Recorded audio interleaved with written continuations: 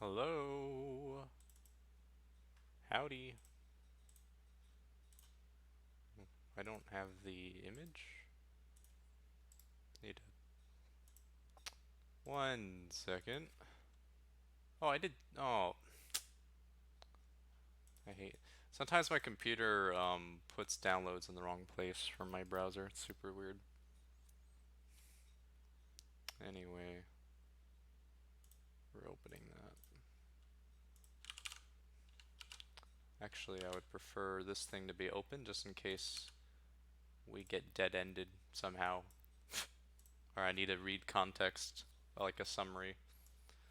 Um, I don't have any co-partners with me today, which is unfortunate. I could play music of some sort. Not sure what music I would play. I'm sure I could find something, maybe like a long jazz song. Yeah, probably a long jazz song. Give me just a second to do that, actually.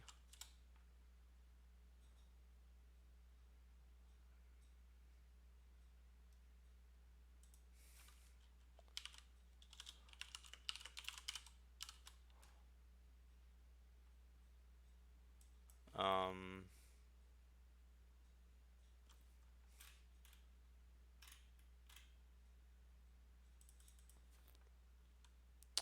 I mean, that's copyrighted, though. This would be copyright nightmare if I did that. Oh no. Yikes. What can I do instead of that, then? Some game soundtrack.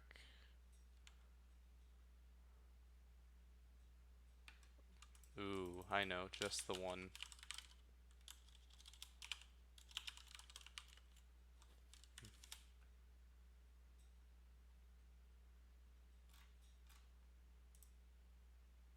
I remember downloading this video when I was like 13, for the record.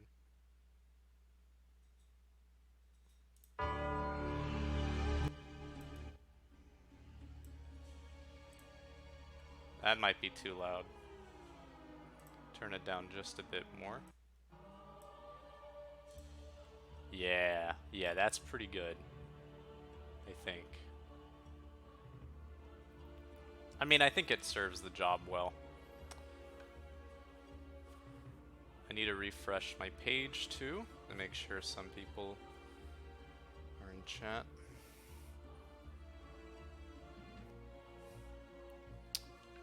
And then I'm going to give you an image to look at. You're probably wondering what image. Here is a window. Is there not like an easy way to... No? Okay. How about just image? Like just literally an image. Yeah, there we go.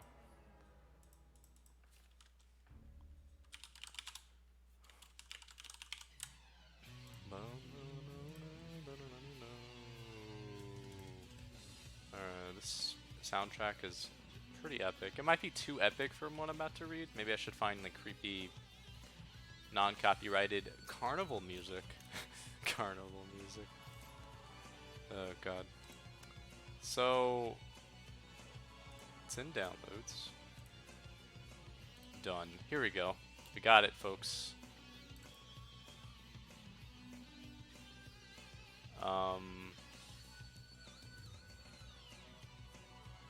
Fit to screen. There we go. Alright, this is what we're reading. Number 1 of the iterations. Escape from the Carnival of Horrors. We get to choose our own adventure. This is a choose your own adventure book. Written in like the 1990s, probably the late portion of that. These things were just shitted out by allegedly R.L. Stine, but there was apparently a bunch of ghostwriters. Because, yeah. I'm making sure nobody wants to join me by chance. Because, you know, someone might. Alright. I tried inviting a few people, but they seem busy, which makes sense. It's 11:20 p.m.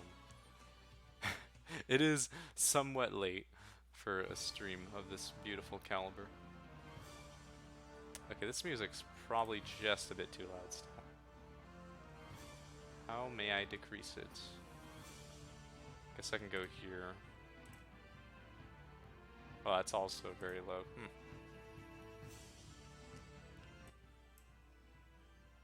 That might be too low now. Yeah, it's too low.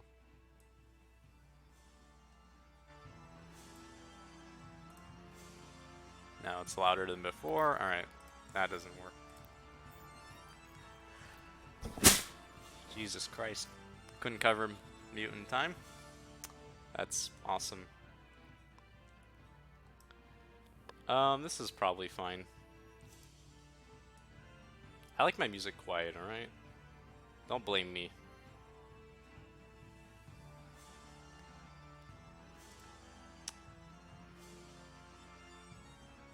I think I got everything set up then.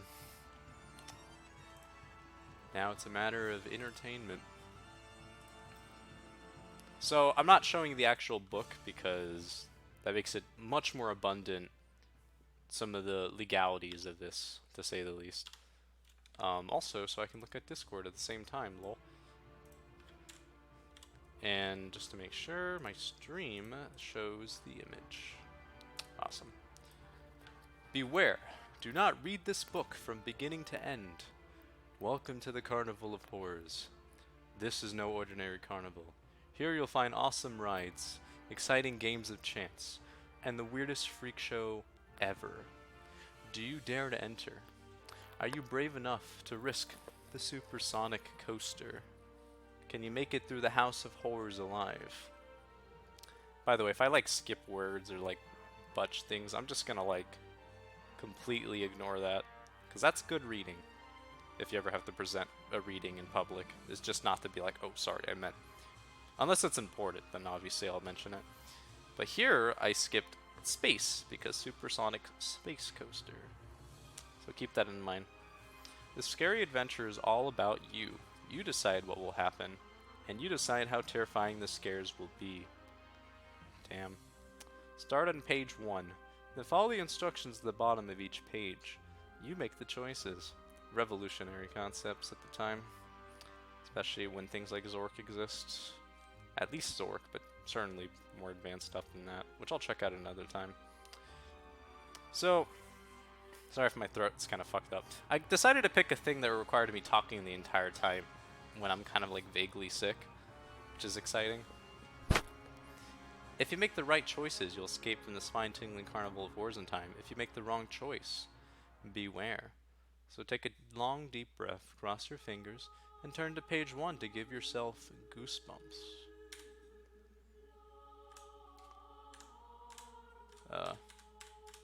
There we go. What do you want to do? I don't know, Patty. What do you want to do? Not fair, Brad. I asked you first. Patty and Brad, your two best friends, arguing as usual. Yeah. It's the last week of August, and Patty and Brad haven't stopped fighting since the summer vacation started. Patty likes being bossy. You don't mind though, it's no big deal. Aren't these characters in like a different one? Okay, so haven't read these, but I was looking on the wiki and I got like super fascinated by these, and I was looking at a few of them. And it's like, I didn't look at this one very much at all, right? Because I want to make sure I don't spoil everything. But I definitely saw these names somewhere else, I think. It's kind of funny. They seem to be the same personalities too. Weird. Also, I did actually read one of these in my entire childhood, which is why I even thought of these books to begin with when I was looking them up on the wiki, because it just came up to mind. It was funny. Shit was like vaguely kinky, some of these endings. Also, you just die a lot in like ways that are way more gruesome or weird than you would think Goosebumps would do, which is funny. Maybe not gruesome, but definitely sort of like, wow, alright. It's no big deal. It's hard to win a fight with her anyway. You don't know why Brad even tries. You guess it's because he doesn't want to look like a wimp in front of a girl. Remember when that mattered? Now I prefer to look like a wimp in front of a girl, to be honest. There's nothing to do. I guess I'll just go home, Brad says. He shoves his hands in his pockets. Then his shoulders slump and his sort of shrivels up. You guess Brad is kind of a wimp. even if he is your best friend. He's the sub. So you're boring, Brad, Patty complains. Whenever Patty complains, her freckles really pop out. Is that a good description? I think so, yeah. Now there are a million of them spread across her face. Hey, I know what we should do, Patty suddenly bursts out. You could just say Patty says, you know, like you don't have to do that. You could just say Patty says. Alright, go to page 2. Let's bike over to Bennett's field and watch him set up the carnival. I don't know, you answer. It's getting dark, and Mom said I have to be in by 9. It's only a quick bike ride, Brad says. Are you some kind of wimp? Brad calling you a wimp? You can't believe it. Holy shit, Brad. Okay, you agree. But it's if as bad as last year, there won't be much to see. Alright. Is this good still? Yeah. Don't you remember the main attraction, you remind them? The ride they called Terror Trek? It turned out to be a baby choo-choo train that circled around and around and around. Yep. Doesn't matter what you say. Patty's made up her mind. You're going to ride over to the carnival. A hot, humid breeze blows in your face as you pedal along. Patty's in the lead. No surprise. And Brad's puffing around behind you. I did own a bike as a kid. Yep, that's the end of that story. Also, my dad has a really good mountain bike. Yep, also that story. I want it, but he doesn't give it to me. It's dark by the time you reach Bennett's field. You and your friends drop your bikes in the grass and race around the moonlit field toward the huge wooden fence that surrounds the carnival. See, like, some of this writing is, like, pretty good because it doesn't focus too much on, like, detail stuff, I think. Like, obviously there are good details you can write, but as a writer myself, I admire the courage to just, like, focus on dialogue and, like, have things happen quickly, because people sure don't know how to do that. As you reach the carnival entrance, you hear music coming from inside. Not the usual corny organ stuff they always play, but some really strange music. It sounds familiar and totally new at the same time. It sounds like dead memes mixed with Nirvana music. Brad stretches his neck to try to peer over the fence, but no luck. The fence is way too high. Patty jiggles the padlock on the gate. It's sealed shut. I guess we'll have to wait until tomorrow night when the carnival opens, Brad says. No way, Patty says. Let's climb the fence. Now! Are you crazy? Brad says. We'll get caught. Man, yeah, what the fuck, Patty? Come on, there's nobody, probably no one in there, Patty replies. Your friends turn to you to cast the deciding vote. You glance at your watch. It's almost 9 p.m. If you're going to get home in time, you should start back now. What are you going to do?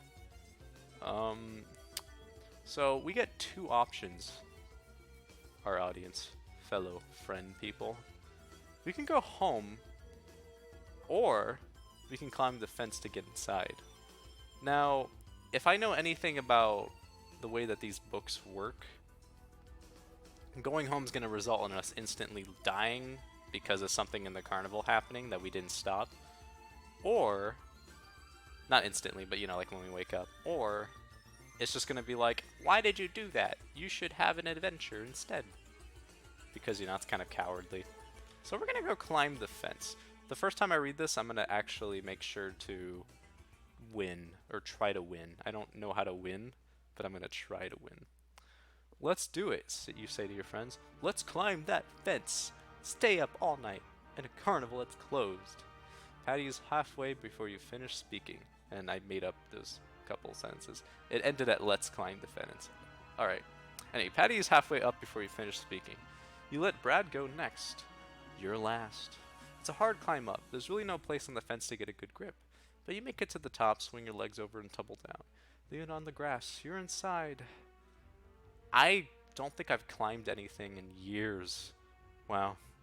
Imagine being a kid. You and your friends glance around. It's pretty dark. The only light comes from torches. In a carnival? At first, the carnival looks the same as it always does. Dinky rides, hot dog wagons. Then the lights start to flicker on every corner of the field. The ride starts to move. well, the rides. It's as if the whole place is magically coming to life. Hey, look at that giant roller coaster, you exclaim, pointing up ahead. They never had a roller coaster before. Yeah, Brad agrees, and the whole place is a lot bigger than last year. This is awesome, Patty says as she sprints towards the rides. You and Brad take off after Patty. You all stop in front of the roller coaster. Wow, Patty says as she gazes up at it. It's like a rocket to outer space. Okay. Beyond the roller coaster, you spy a castle surrounded by a moat and a spooky-looking haunted house sitting high atop a hill. I wonder what our options are going to be. These are the coolest rides I've ever seen, you say. They still have that dumb choo-choo train over there, you point out. But we could ride this stuff all night and never go near it. So does this count as like ASMR? Maybe. I will say that this whole like second person thing is sort of getting on my nerves. I kind of like it better when it's entirely third person, I think.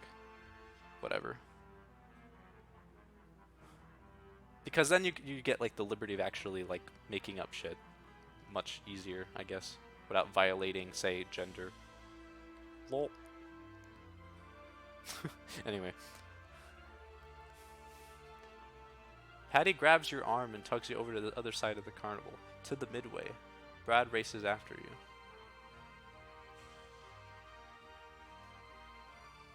Hey, where are all those dinky wooden booths from last year, you ask, as you gawk at the amazing games of chance. Why are they amazing? See, that's the thing. You gotta describe why the games are amazing. Alright, anyway. They're gone, and in their place are giant video games, and huge spinning wheels studded with hundreds of blinking colored lights. Get a load of that, Brad suddenly cries out. Suddenly, you and Patty spin around. You can't believe what you see. Be more amazed on the next page, it says. Oh, it's the weeb song of Castlevania. You wander over to the Wheel of Chance and immediately notice two strange things. Actually, I'm gonna change this soundtrack to something more appropriate. Just straight up. Let's do carnival music. Yes, literally just carnival music.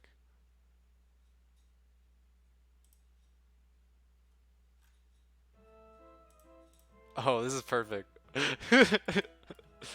Yes. Carnival music.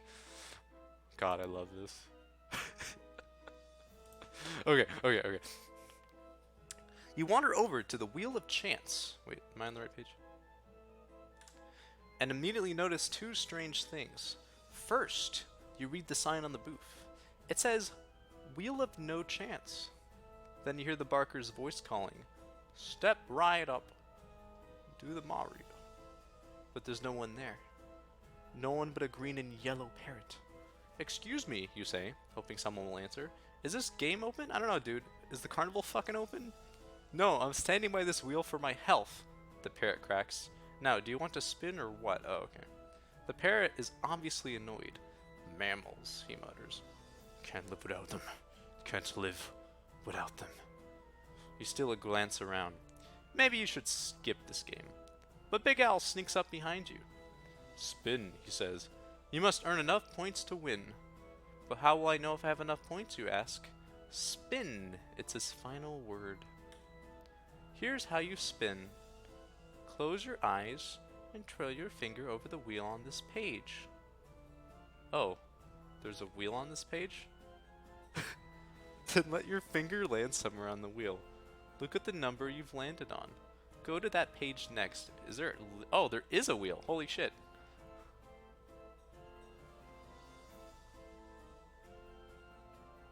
Then let your finger land on somewhere on the wheel. Look at the number you've landed on. Okay, I'm gonna legit do this. So it seems like I get literally... It's literally random what I get here. And this is stupid as fuck. I'm gonna actually twirl my finger in front of my PDF open on my computer. My legitimately purchased on Amazon PDF, mind you. Alright, so I'm spinning my finger. I don't know where it's pointing. I should probably go a little closer. Alright. Alright, I think I'm good. It says free spin 49.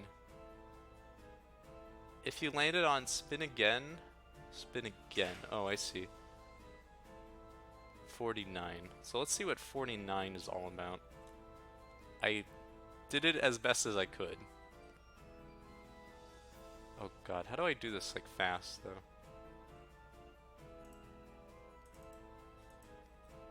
Be like this?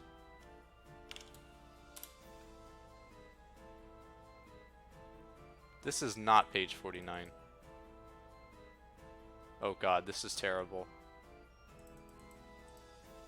Oh no. What if I do like 59 or something? I'm just gonna quickly flip through pages and not read them. That seems to be the best way to do this. Unless you literally could not progress the page. Oh, that's awesome, dude. Oh, I'm really glad. No, dude, that's cool. Let's just, like, yeah. This is fine. This is good. Alright, 49. The wheel stops on free spin. You are ready to try again. But the dumb parrot flies over and latches onto your shoulder. I didn't think it was that dumb. It was just sort of annoying and weird. Ouch, that hurts, you cry. Okay. Free spin, you're going on a free spin. Turn me loose, you command. Turn me loose. You're like, ow, it hurts, and then you're like, free me from my mortal coil. When you swivel your head to glare at the bird, a scream freezes in your throat. The parrot has ballooned into an enormous vulture. His black, beady eyes pierce right through you. He digs his razor-sharp claws deeper into your shoulder.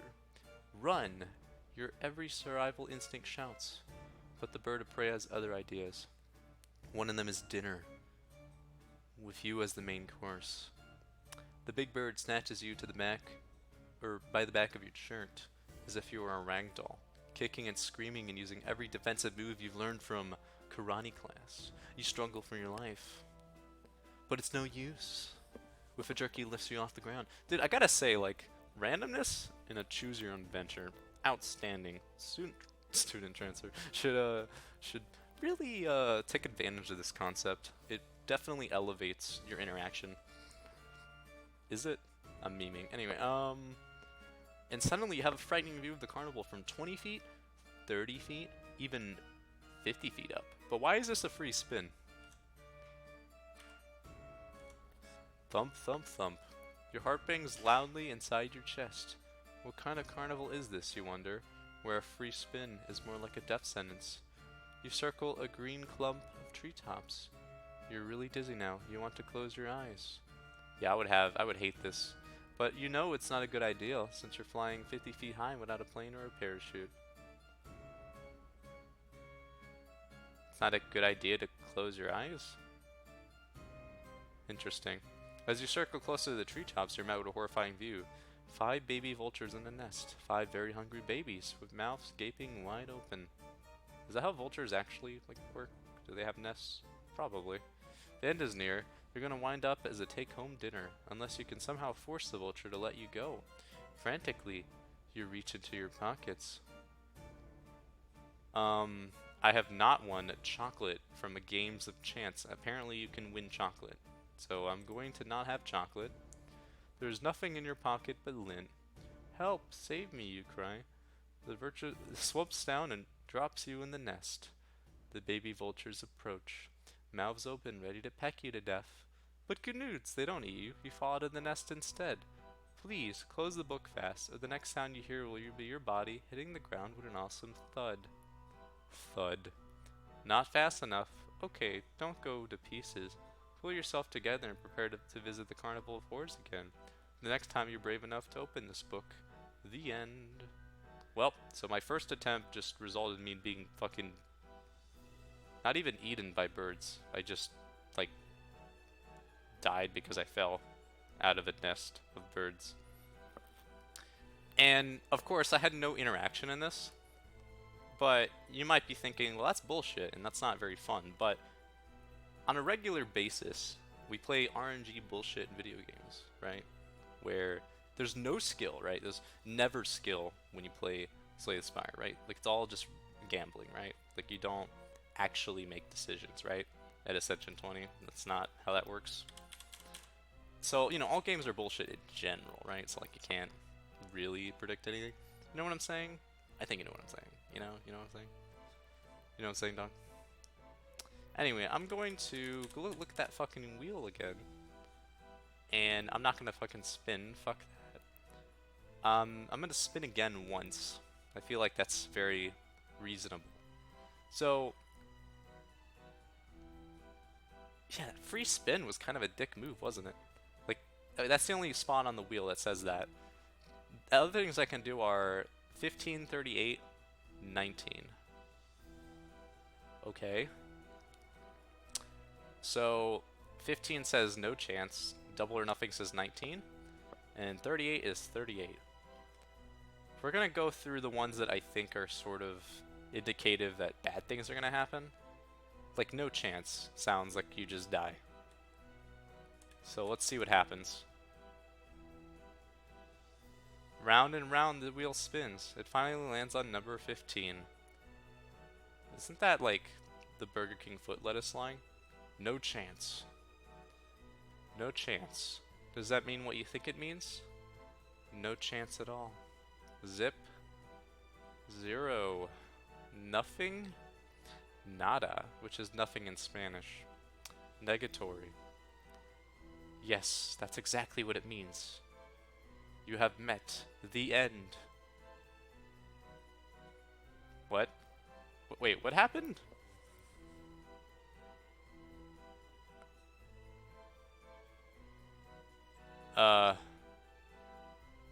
Okay, so like Goosebumps is really clever sometimes with their little cheeky shit. But what does this actually mean, Goosebumps? R.L. Stein himself. I want him to get his ass over here and explain that. No, I don't want him to do anything. I am morbidly curious, though. Like, I'm trying to visualize what happened here. So our character, our hero, friend, person, who is us, apparently, we're just, like, looking at this dumb wheel, Twitch chat entirely, and and it like stops on the number, and then we're like, huh, well, guess we die, you know. It's like, I guess we'll just lay flat, and story ended. And then it closed the credits, everyone claps in the audience, we get nominated for one of those movie awards, but then one of the movie's directors that made something about a minority and like bribed money to Hollywood probably won. So, you know, go figure. Now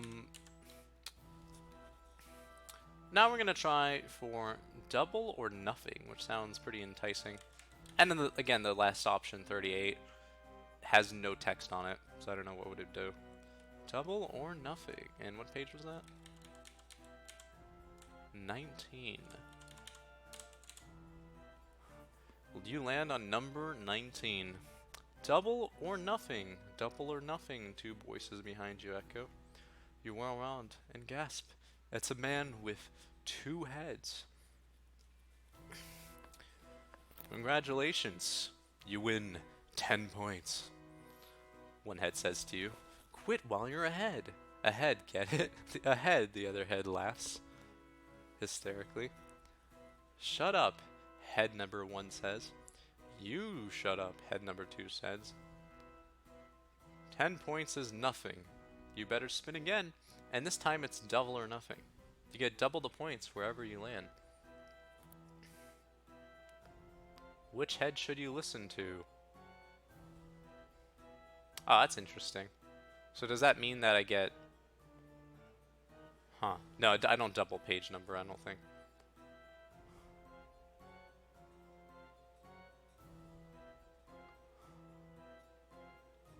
If you think you don't have enough points, go back to page 9 and spin again. If you think you have enough points... Wait. 1 second. I got a message from someone.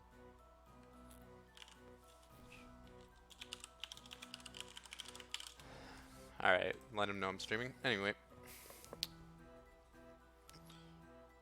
You haven't played... Oh, okay, that's, I guess, something that... Interesting. Okay, so... Do I have enough... Do I think I have enough points, or do I not think I have enough points and I want to spin again? I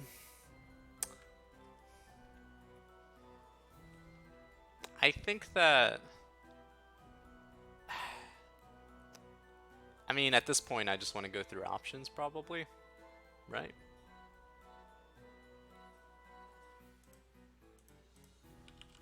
I guess they might have tuned in for a bit. That's cute. My friends are awesome.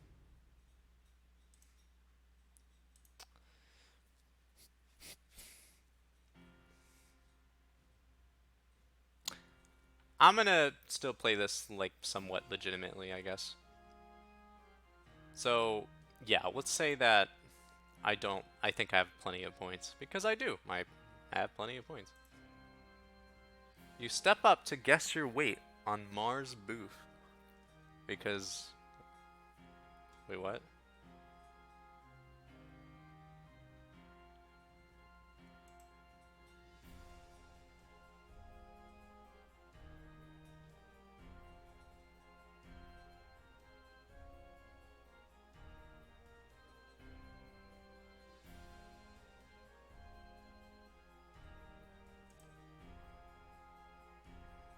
Okay, so I guess after I leave with 10 points, I just go play a different game. They didn't make that very clear. A woman in a spacesuit motions you inside a gate. You pass through and find yourself in the middle of a courtyard that looks just like a miniature launching site, complete with its own rocket. Security check, the lady says as she presses your hand onto a fake scanner. So how does this game work, you ask? I guess how much you weigh on Mars, she explains. Then you'll enter the planet simulation chamber and stand on the scale. If I'm stumped by more than 1 pound up or down, you win a giant candy bar. What if you guess right? The space lady says nothing at first. Then she smiles. A nasty smile. She answers, "You lose," is all she says. Okay.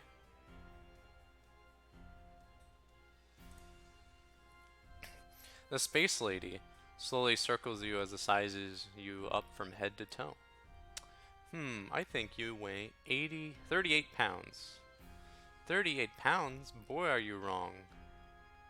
I'm never wrong, she says, smirking. She snaps her fingers and 2 enormous guards appear. They each take one of your arms and drag you out of the courtyard. I don't weigh 38 pounds, you yell. But then you remember, it isn't your weight on Earth that matters. It's your weight on Mars. Do you weigh 38 pounds on Mars? You better find out quickly because something tells you what Big Al said about having to survive might be true. Okay. We're good. You've got to figure out what you weigh on Mars. Fast, but how? You're about to give up when you notice a flashing sign. It reads, "The gravity on Mars is almost 40% of what it is on Earth." Okay, now you can figure it out. Multiply your real Earth weight by 4. Now drop the last digit. For example, if you weigh 90 pounds, 90 times 4 equals 360. Dropping off the last digit, you get 36 for the weight on Mars. If you don't want to do the math, you can leave it to luck. Just guess. Holy shit. Holy shit, that's wonderful.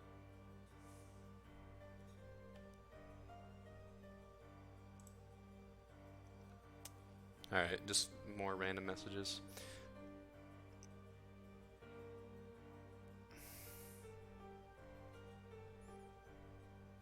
So, am I really about to reveal live on stream how much I weigh? I think I am. Alright. I'm pretty sure I weigh around...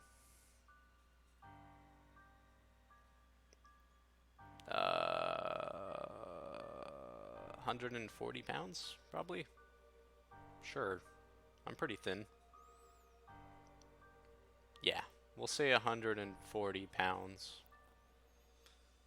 Maybe generous. Maybe I'll die. We'll see. I'm probably too fat, to be honest, because this is assuming I'm a child. I'm too old. I'm gonna die because I'm too old, everybody. Fuck. So anyway, 140 times 0.4, you ask? Because fuck this method of dropping numbers. Fuck that shit. No, 140. Can I even do this math in my head is the question. Maybe I should do it the way they recommended. Fine, I'll do it the way you recommended. So, 140 times 90. You know how much that is? That's like 9 times 14. 9 times 14 is 90 plus 36, which is equal to 126.00, right? No, 126.0. So, you know, 1,260. So,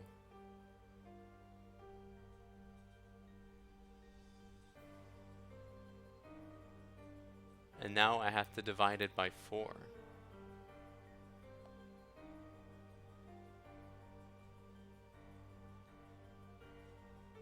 Oh wait, I did it wrong. I am really smart.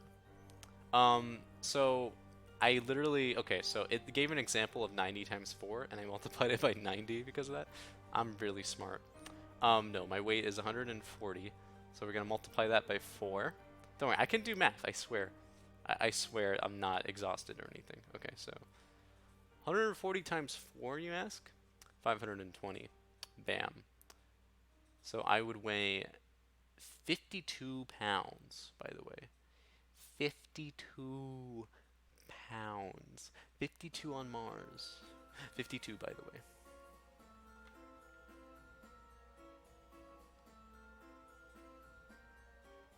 But, like, why would you ever pick the result where you die? You're pretty sure the space lady guessed wrong, and all you have to do is step on the scale to prove it. The two goons shove you inside the planet simulation chamber. It's a long, narrow tube, and it's really stuffy inside. You can barely breathe. Ah, my throat. Holy shit.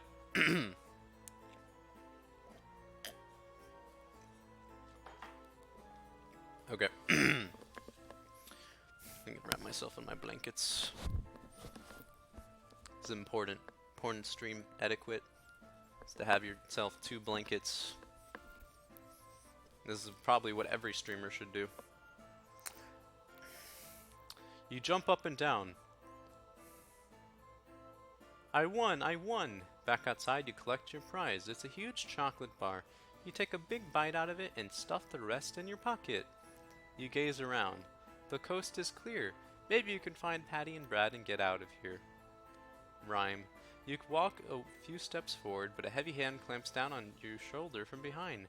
It's Big Al. It's time to play another game, he says, grinning.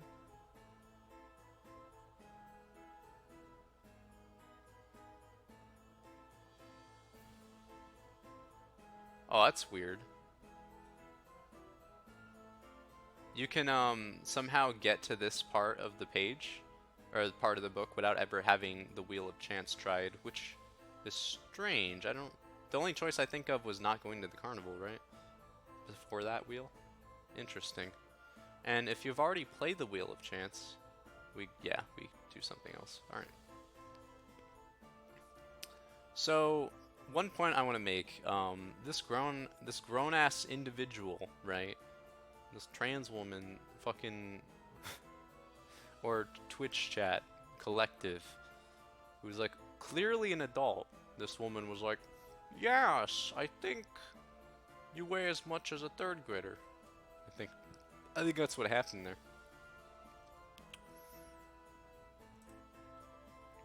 You take a few steps along the midway, hoping you've won enough prizes and points.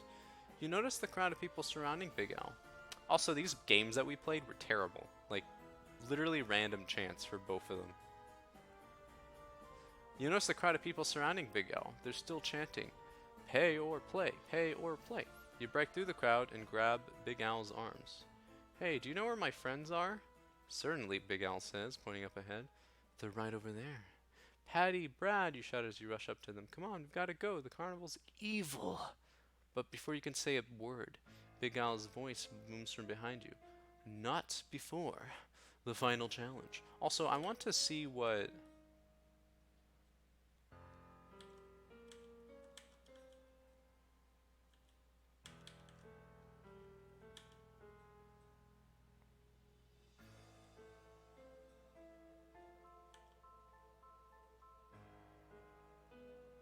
Oh, okay.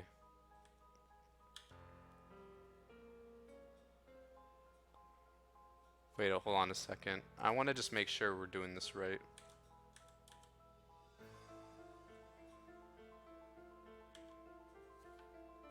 Also, I think I did this wrong.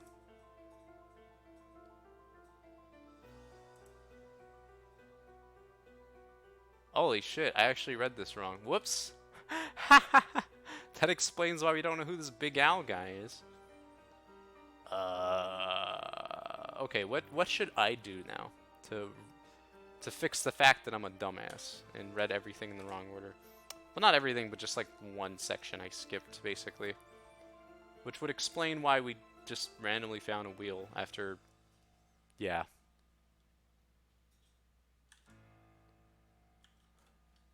Holy shit. Dummy dumb.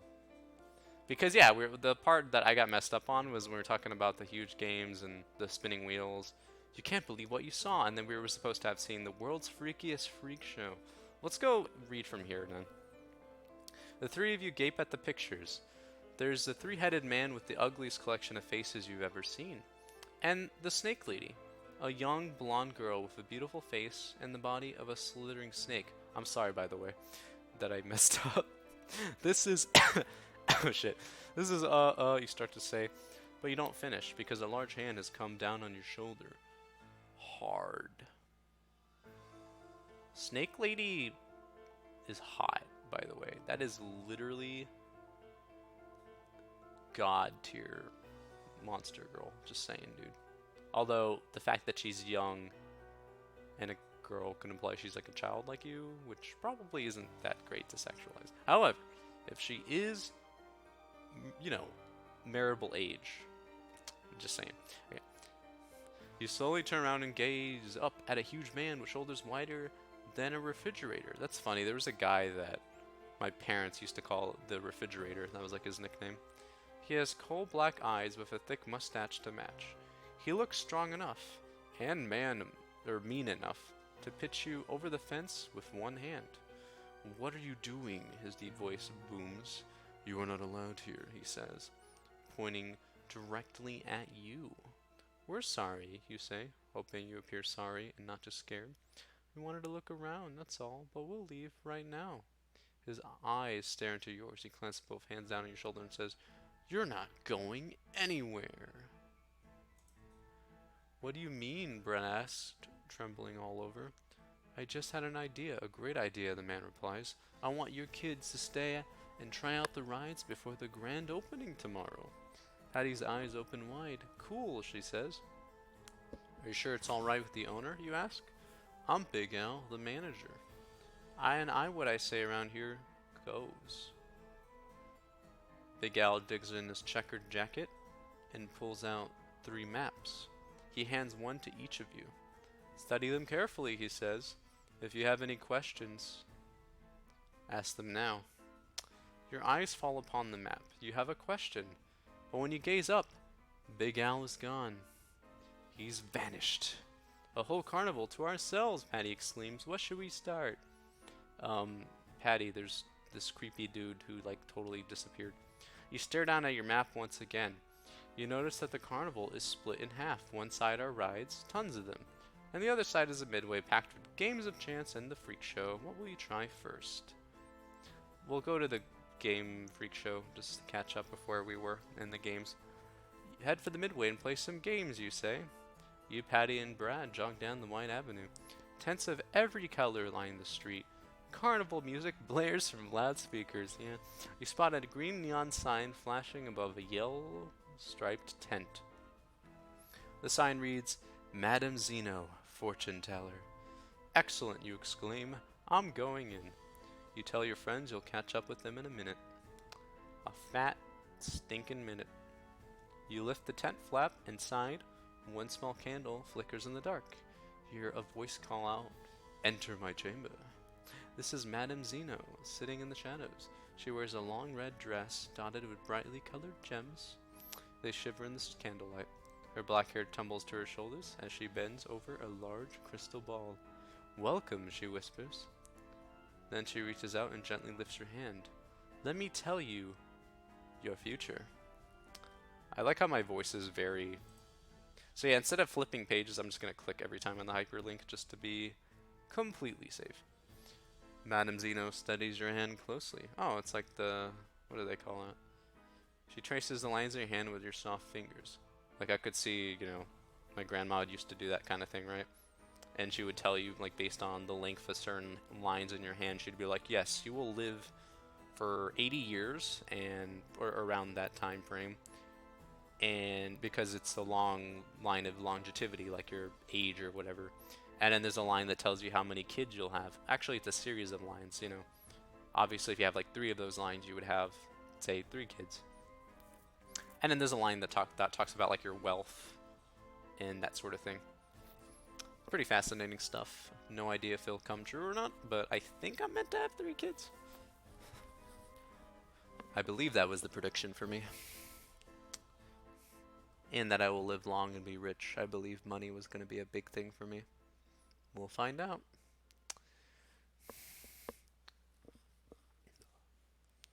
So she releases... Oh, okay. She says, "I see horror in your future. It's your immediate future," she warns. "What kind of horror?" you stammer. "What do you mean?" Madame Zeno releases your hand. She picks up a strange deck of cards. She spreads them out on the table. You notice the cards have pictures. A headless man, a bloody sword, a large evil eye. Are these fake tarot cards? I don't think there's ever like an evil eye in any of them. And headless man I could maybe see, but I don't think so. She gathers up all the cards and flips the deck over. And again, my grandma did tarot, so I should know this, but I don't. I'm pretty sure it's not. Then she deals out a red card and a blue card. Turn one over and learn your fate. You take the red pill or the blue pill. If you take the red pill, nothing will ever be the same again. But if you take the blue pill, you know, just like return to your normal civilian life outside of the carnival. I think I am going to pick red. You reach out slowly and touch the red card. To your amazement, a 3D heart magically appears and rises from the flat surface. Then it starts to beat. Ta-thump, ta-thump. It must be some fancy optical illusion. Getting closer to figure out the trick. Yow, you screech and jerk back to avoid the warm red liquid that nearly squirts in your eye. Is it blood? It looks like blood. Wow, cool effect, you say. How did you do it? Turn over the card, Madame Zeno orders. Do it now. Madame Zeno really gets into her act. Doesn't she know this is just a game, you think? Well, you do as you're told. Big deal, no weird pictures, no hidden fortunes. All you see are the numbers 132 simmering in gold script against a midnight background. What does it mean, you ask? You will know when time is right, the fortune teller whispers. Her voice is so low you can barely hear her. It could save your life. Interesting. What do you mean the magic number could save my life? You ask Madame Zeno. My throat. But the fortune teller doesn't answer. She stares off into space. She seems to have fallen into a deep trance. You don't really believe her. These fortune tellers are all fakes, but you memorize the number anyway. 132, 132. I picked red instead of blue, you chant to help you remember. Aw, it's cute. Madame Zeno put the card back in the deck. She closes her eyes and waves you away from her jeweled hand. You guess the fortune telling is over, so you leave the tent to search for Hattie and Brad. You squint under the bright lights of the midway, scanning all the game booths. But you can't find them. You're trying to find out which way to go when you spot Big Al coming towards you. He's not alone. He's leading a large group of people. As they come closer, you hear what they're chanting something. What is it? Play or pay. Play or pay. What does that mean? Hi, you say to Big Al. Who are those people? Is that like your immediate answer to that horrifying image?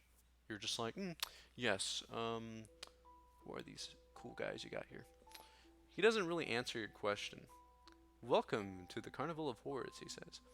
You must play or pay. We have many games on our midway. You must play too. He practically spits the word must out.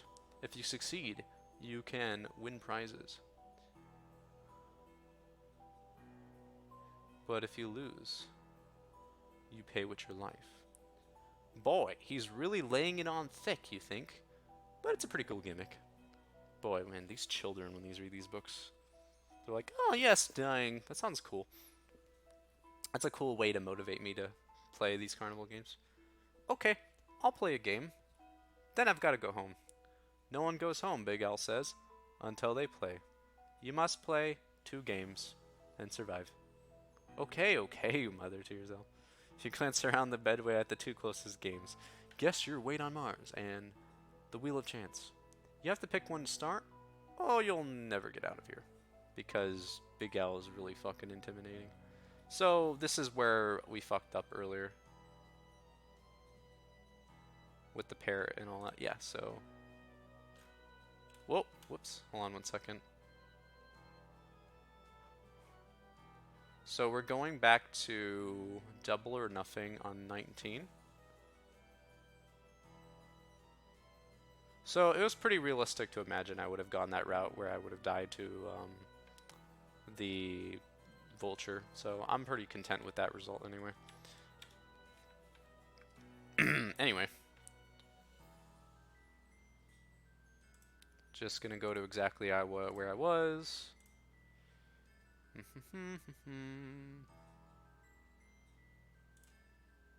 The final challenge. Not before the final challenge.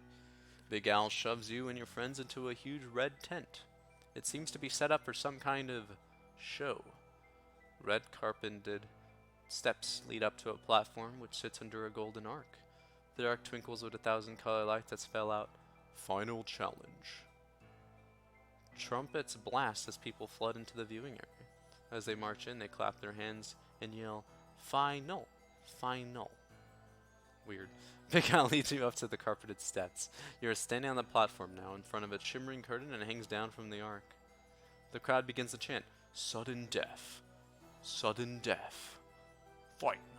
What do you think that means? Patty asks. You're going to find that out. Allegedly. The final challenge, Big Al announces. And the crowd goes wild. Then he turns to you and says, Remember, the fun games are over. Now you are playing for your life. You go first, Big Al says to you. Man, this kind of reminds me of like Cuphead, weirdly enough. You see Brad and Patty taken off to the side by a huge man in black hood. 2 red-haired dwarfs in clown costumes scurry up the steps. You're surprised they fit you with new high-top sneakers with metal studs running up the backs. This is going to be some kind of race, you think. But then you change your mind when they snap a heavy metal helmet on your head. Oh no. The crowd's cheers go louder. Big Al throws a switch. The current behind you parts and whammo! The wall behind the current turns into a super magnet. You go zinging to the wall like a dart to a bullseye. Holy shit. Whoa, man. Goosebumps had some cool shit. Shoutouts to not like making the clowns horrifying. They're just clowns. Okay? Or, you know, in clown costumes, whatever. Seconds later, you hear your head. Your head and your back of your feet slam into the wall.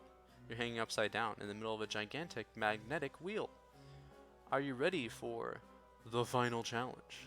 Big Al asks. Of course not, you say. Let me down. Well, let you down, but not until you face the final challenge. Our spin will decide if you fate. If you win, you go. If you lose, you stay here forever. I love how matter of fact and like much of a dick this guy is. Will that be your fate? Dude, this is not a yeah, this is all random bullshit. Every single one of these was random bullshit. I was expecting there to be like a riddle. This is such horseshit. Holy shit. Holy crap. Will that be your fate? Big Al approaches the wheel, Brad and Patty holding on to each other. Your heart is pounding, your hands are sweating. This is it. One spin, he gives the wheel. With you on it, a hard turn. Where will it stop? Guess. I think it stops on page 74. Round and round you go. The world is a blur of colors. You can hardly hear the crowd screaming, "Final, final," and the wheel stops. Ah! The crowd gasps. What does it mean? You win, Big Al says. Now come this way and collect your prize and go home. Wait, what? Really? Sucker! Oh. You didn't think you really could get out of this so easily, did you? Check out the title of his book. Escape from the Carnivals of Horrors. Horrors! You need to face a lot more horrors. And then maybe you'll escape. Wow, thanks, third wall breaking Al. Zap! Big Al throws a switch and the magnet shuts off. You come flying down to Earth, right where Brad and Patty are waiting. I played your dumb game, now let us go, you tell Big Al. Big Al doesn't answer, but the crowd does. Sudden death, sudden death, sudden death. The crowd surges toward you. They are not friendly. They back you up against the wall. You're trapped. Trapped by a mob. You reach into your pocket hoping to find something that might help you, something to save you. I do not have an item with me that it asks for. The crowd is closing in. Your pockets are empty. You have nothing to defend yourself with, so you run. You spot a crack in the wall next to the wheel. It's small, too small for an adult to squeeze through, but you can probably make it. But, you know, I can't, so I would just die. Follow me, you yell out to Patty and Brad as you squeeze through the opening. Let's just assume I'm, like, shapeshift 3. I'm, like, warp into it. It leads to a backstage area, and then to the flap of another tent. You can hear the crowd behind you trying to follow you through the crack. Come on, we can slip under this tent, you say. For once, no one argues with you. The three of you duck in and find yourself surrounded by another crowd. They all seated in chairs, and they don't move. They just stare at you with glassy eyes. That's cute, I guess. They're dummies. That's why they don't move. They've got to be here somewhere, you hear Big Al's voice boom around the tent. Hey, this dummy looks just like that one in that Goosebumps book, Patty says. Oh, fuck off at this. You mean Night of the Living Dummy? Brad asks. Great, you think. Your friends are chatting about books minutes before you're about to be attacked by a mob. Then you get an idea. Remember those magic words that brought the dummy to life in that book, you ask your friends? Oh no. Maybe we can bring this guy to life and will help us. He was pretty tough. Your friends agree. It's worth a try. So, friendly viewers at home, how good is your Goosebumps knowledge? If we think the words are Karu Mari Odana Luma Moluno Karano, we go to page 69. Oh my god. That has to be the answer. Or we can think it's like Upa, Lapa, Dummy, Dupa or something, but I think it's 69. How could you be wrong with that page number? Karu, Mari, Odana, Luma, Moluni, Karano, you say the magic words. And the dummy comes to life. He opens his mouth and speaks. Hey you, your face reminds me of a wart I once had removed. Come on, you plead. We're the ones who brought you back to life. Aren't you gonna be nice to us? We need your help. I'm sorry, the dummy says. I'm sorry you're so ugly. Then he laughs at his own lame joke. You stare at him and his face glows serious. You brought me to life, he says slowly, but now you are my slaves. Forever, until...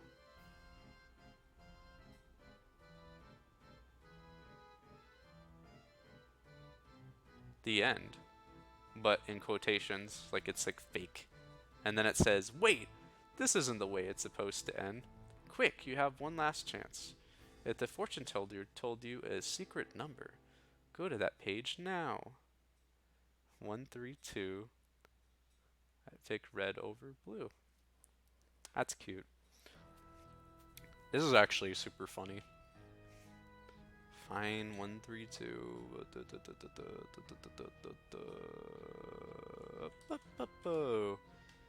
The fortune teller said this number might save your life. But how? Then you see it in the corner, a tall silver locker with the number 132 painted inside. Or painted in red, actually. In here, you say, opening the lock to the door to the locker. You push Patty and Brad inside. As soon as you close the door, the locker begins to rattle and shake. You're nearly blinded by a bright white light. You hear a loud whooshing sound, and then all is silent. The door pops open, and you're amazed at what you see. Big old titties. You're outside, standing in Bennett's field, gazing at the fence that surrounds the carnival. I guess we'll have to wait until tomorrow night when the carnival opens, Brad says. No way, Patty says. Let's climb the fence. What's going on here? You guessed it. The silver lock was a time machine. Locker. You've gone back in time for the first moment you spotted the carnival. Now it appears as if you have to start all over again, fighting horror after horror, right up to the end. What a dick move for an ending. It's a non-ending. You just literally loop the events of the book. But why would a fortune teller say to save your life? Well, okay, you know what? Fine. It does save your life. The reason why it saves your life is because it gives you a second chance at the carnival. If I had that ending the first time, I would feel pretty relieved. But now I'm just kind of disappointed because I got fucking pecked by vultures and fell out of a fucking nest. That's really cool. Alright, so I guess we have to go back to the other thing you can say to the mummy dude and see if I live.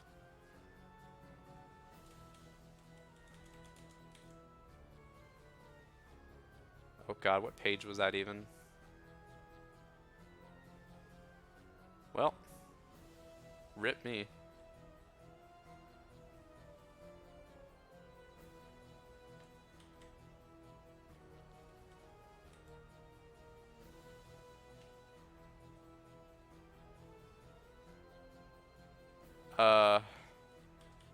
Let's find the wheel. Yeah, I'll get there, everybody.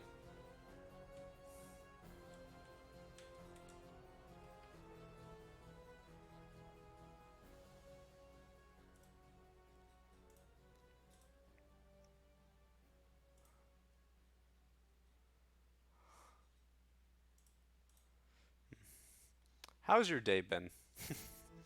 I'm enjoying this. This is a lot of fun. You're probably wondering if I've actually been to a carnival, like if carnivals are part of my life or anything. Yes, I've been to one. A few, actually. I love the, what do you call it? Funnel cake. Funnel cake is one of my favorite things in the whole world. And one time I had a fried Oreo. Just like straight up fried Oreos. They, well, yeah, I had there were the fried Oreos. It was like 4 of them. And I ate one of them, and it just sunk to my fucking stomach. I was like 13. It just sunk all the way down to my stomach. I felt it like swallowed down my throat. It was the most repulsive feeling I've ever felt in my entire life eating anything. And I've eaten like some pretty gross things. But these, like, they were sweet, sure. But holy shit, that was really uncomfortable texturally. I ate them hesitantly because it was kind of funny eating them. But in retrospect, it was the grossest feeling I've ever felt eating anything. But they were pretty good. And,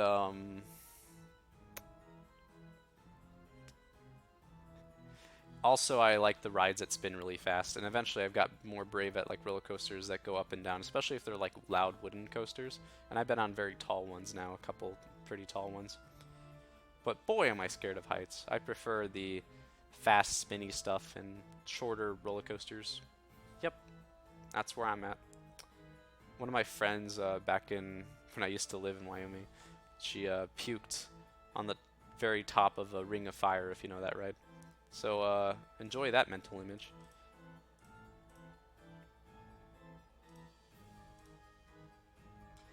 Oopa loopa doomy doopa. You say the magic words and then wait for the dummy to spring to life. And you wait, and you wait. The dummy remains the same, but something strange is happening to you. What are those feathers sprouting out of your skin? What's happening to your feet? And those claws you see glowing out of them? It's possible the magic words are turning you, Cluck, into a cluck chicken? That's exactly what's happening. Well, you laid an egg this time. Let's hope you won't be too chicken to open this book again and try once more to escape from the Carnival of Horrors. So, we've managed to find a magical way to become a chicken. So, if you're into that sort of thing, just remember those 4 magical words. Oopa, Lupa, Doomy, Doopa. Pretty solid. I mean, I would have done it myself. I mean, it would be nice if certain words were enchanted in real life, just so that you could, like... Yeah, you know, you could just, like... have magic, first of all. But also... because, people would sometimes say them by accident, for instance. It'd just be funny. Anyway, they would probably have to find some way to fix them, or just there would be a random outbreak of people turning into chickens because their mother didn't tell them not to say that. But how would you tell someone not to say that if they were in a society where saying it would turn you into a chicken, right? Get a recording to do it? Or does that also work anyway and turn the recording into a chicken? Or someone in the room? The world may never know. So what we gotta do is we gotta actually spin the wheel yet again. I'm gonna do a more clever shortcut to go back to where we were, which I somehow missed last time. So where were we? We were looking at options on the wheel to spin to. So if we get another chance to get the frick out of here, we should have gone to page 44. We'll try. You're spinning round and round. Everything is a blur. You can't see, but you hear the crowd chanting, "Final, final, final." A huge gasp escapes from the audience. Did you win or lose? Lose. Neither. You stopped on spin again.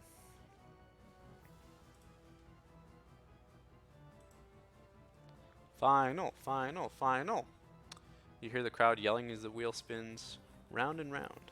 You're getting dizzy, really dizzy. So dizzy that you actually faint. Your eyes flutter open on page 112. And something terrible probably happened, if I had to guess. Yeah, it looks like it. Yeah, someone splashes cold water in your face. Your eyes open. Come on, wake up. It's almost showtime, a raspy voice says. Showtime, you say, gazing into the eyes of a dwarf. What show?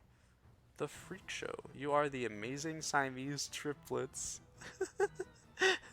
You glance around and see Patty on one side of you and Brad on the other. You try to pull away from them, but you can't. We're stuck together with some kind of glue, Patty says. It isn't glue, Brad argues. Is too, is not. Well, whatever it is, you are stuck. Stuck between the arguing friends for a long, long time, like forever. And here's something you can't argue about. This really is the end. Well, I guess this was a dead end all along. No matter what you do with Big Al, you're just fucked. It's worth mentioning that my dad is sometimes called Big Al. Just want to point that out.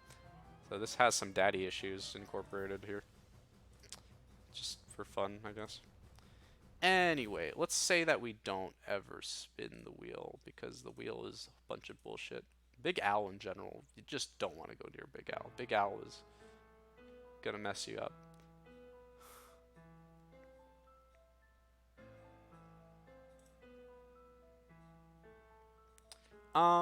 We could lie about my age, or not my age, my weight, and say that it was actually what she thought, but I would probably just die.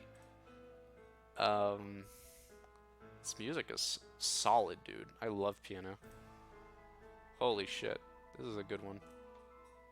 This is like a church organ, I think, more. Maybe, but it's good.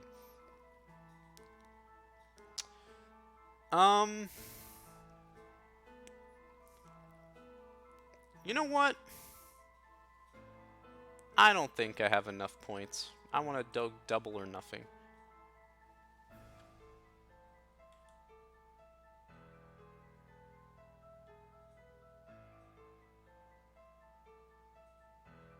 Okay, it's the same exact wheel. So if I go to page 19, then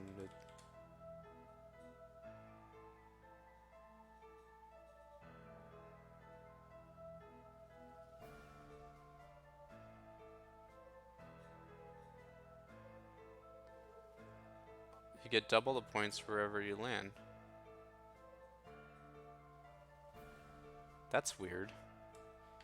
So is the implication that I doubled the page number? No, because I got 19 points if that were true by clicking double or nothing, but I got 10. So I'm gonna just assume it's basically spin again. Let's try 38. That's the other option we never got on the wheel. Got a winner, the parrot squawks. You won 25 points. Whoa, plus anything you want in a prize room. Step this way. Wow, okay. Eagerly, you follow the bird into the storeroom behind the booth. It's packed with the weirdest assortment of junk you've ever seen. Dusty old catalogs, snuffed rats, a collection of axes, and portraits of headless people holding their own heads. So, pick something. It's getting late, the parrot says. Not this garbage, you think. Then you spot a shelf of small cans of bright labels. Play and Glow, Cly Slime, and Monster Blood. Monster Blood? Hey, isn't that the magic stuff you read about in Goosebumps? I'll take the Monster Blood, you decide. Excellent choice, the parrot remarks. As you quickly leave the room with your prize, you wonder, is 25 points enough? What do you do next? Wow. You can actually spin again if you want more points. I think the points have no purpose, which is actually hilarious. I love that. If you haven't played Guess Your Weight on Mars yet, go to page 72. In this version, have I? No, I haven't. Okay. Because I'm assuming that I just started with the wheel still. If you haven't played Guess Your Weight on Mars yet.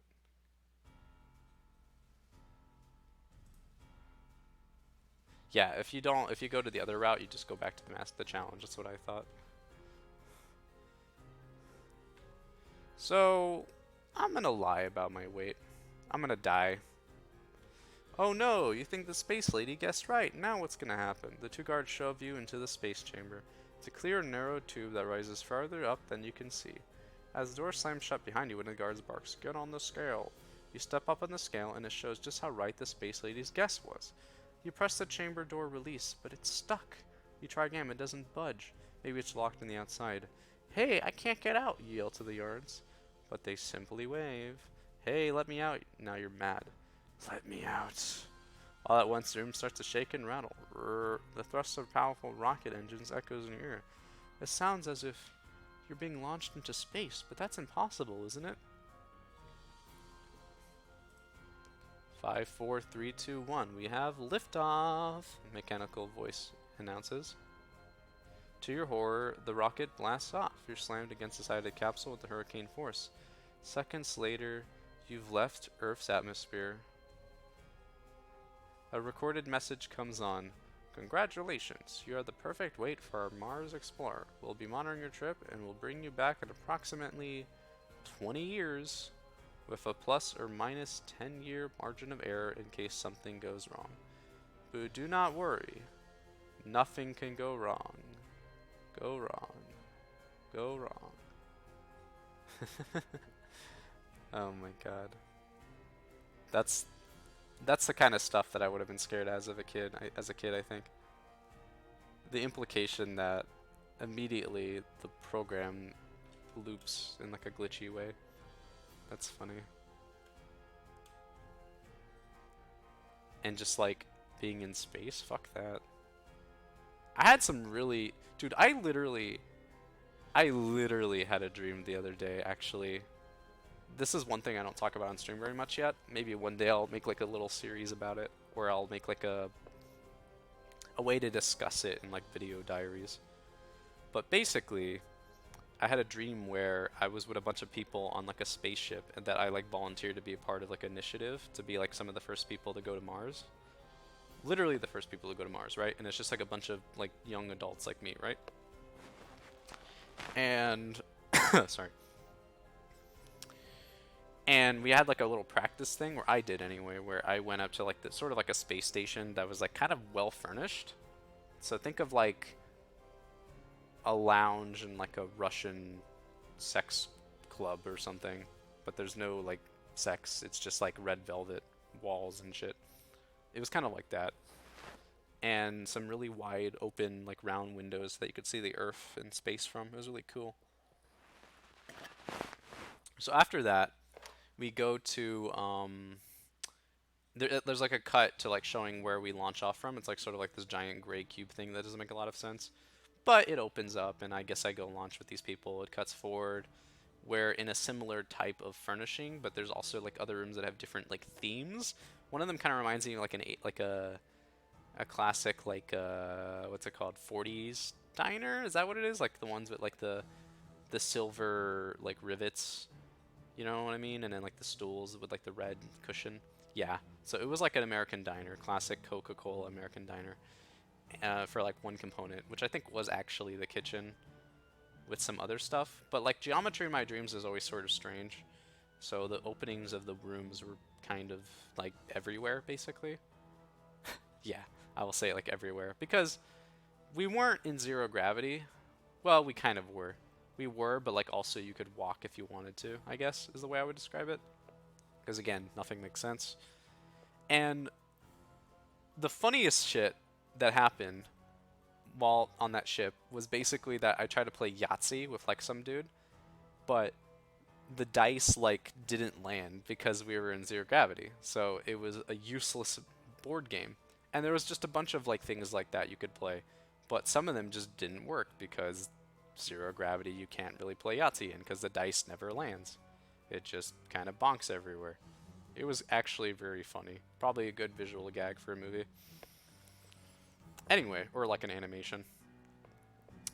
Anyway, I found out that the reason why this made me think of that is not only is it like space and all that, but we find out that it's meant to be one way. It's sort of like, well, I don't want to spoil a movie, but there's a certain movie that does a similar trick, and you find out it's like a one-way mission, anticipating that you basically grow old and die on the planet you're trying to get to. Probably as the first colonization.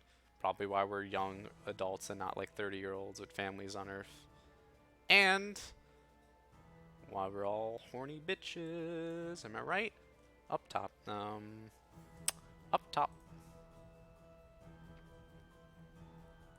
That would explain why they wanted a very oddly specific weight for a planet. That's quite funny. Anyway. Is there any way to win at all with these mid-games? Really? Like none?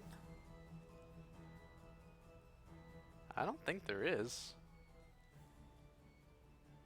I think that's it. I think you're just always looping back or you're losing. Wow. What a bollocks. Wow. Just don't choose midway, I guess. Lol.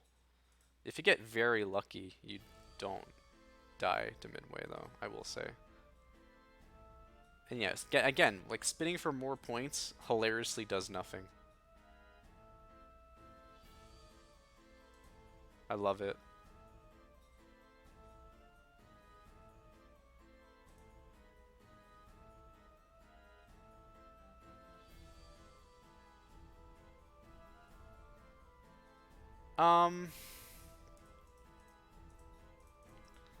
And for the record, I think that you do legitimately.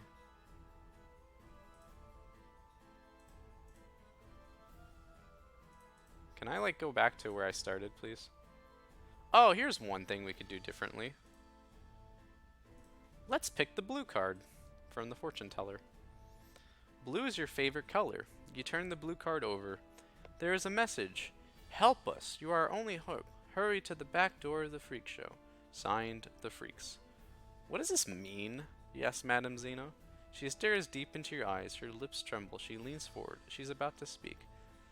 Then the lights go out, and a blood-curdling scream rips through the dark. You start to bolt for the door when the dim light suddenly flickers. You stare across the table. Madame Zeno is gone. You reach out to take the card, and it bursts into red-hot flames. In seconds, the entire tent fills with thick smoke. Flames shoot across the floor. Wow. You run for the door. Outside, you gulp the fresh air. Whew! You made it. You glance back. No smoke, no fire, no tent. Everything has disappeared. What should you do now? You can help the freaks, or you can, you know, not help them. I'm going to not help them. Help some freaks. That's a good one. You laugh. You think about Madame Xeno, the Fire and Despairing Scent. Totally cool. Hey, that's not what I'm like.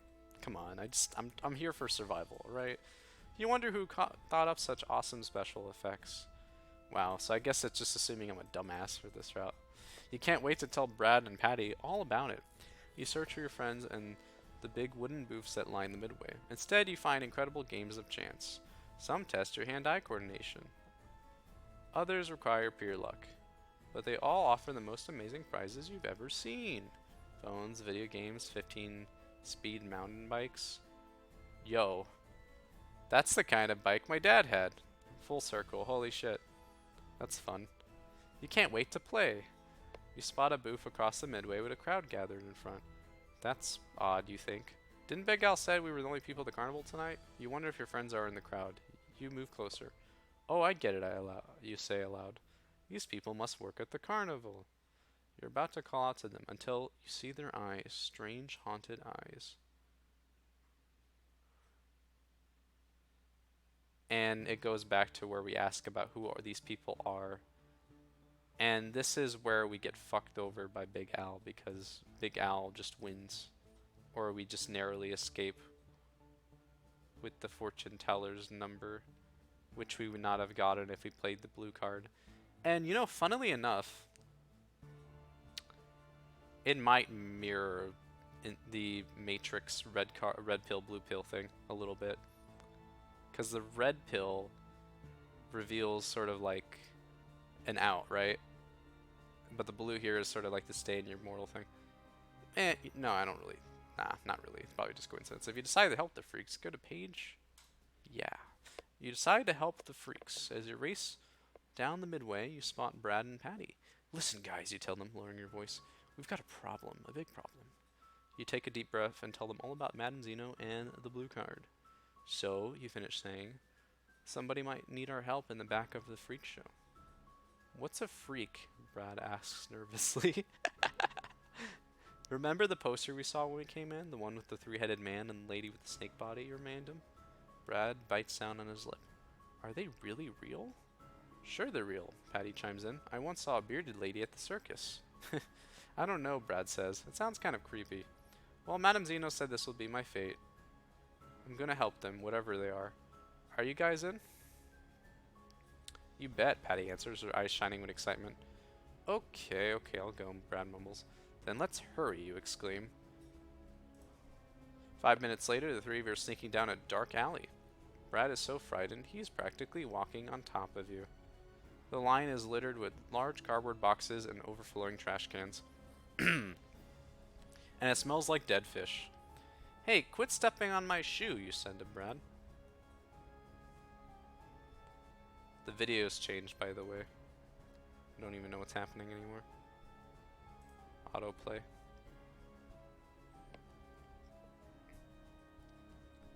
I'm not stepping on your shoe, he says back. I'm not anywhere near your stupid shoe, man. What is this, like, fluff writing that I'm reading? I mean, this whole book is fluff, let's just admit it. But it's pretty fun. It's not fluff, but this part is. Anyway, you glance down and nearly scream. Oh, Brad's right. He's not stepping on you. But about a dozen rats are. Okay, yeah. You shake your foot wildly. The rats scurry off. Brad catches sight of the rats and tries the bolt. You and Patty quickly pull him back. Hey, look, Patty says, pointing up ahead. A door! On the door, you see a big sign that reads, Keep Out. So you go in. There's like a porn image that I've been looking at, like on the right, this entire time. I just want everyone to know that. It's like a TG, like, it's a parody of, like, gender shit. Yeah. If anyone wants the sauce, DM me on Discord, you know. Just saying. It's like a meme, though, not an actual thing. The room is dark, but all around you, you hear hushed moans of the coming adult porn scene. Help us, help us. We're in a prison, Patty says. And look at the prisoners. They're weird. Well, yeah, no shit. Anyway, Patty is bright. As your eyes grow accustomed to the darkness, you see cell after cell. Each one holds a strange-looking prisoner. That's not a very nice way to refer to them. There's an enormous fat lady, again, not nice, who's nearly busting out of the bars.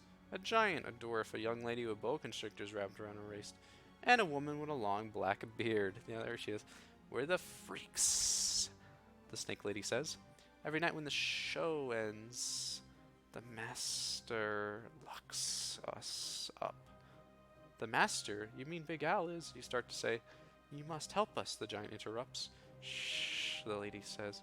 The master's coming. You mustn't be here. Go that way. She points to her door down the hall.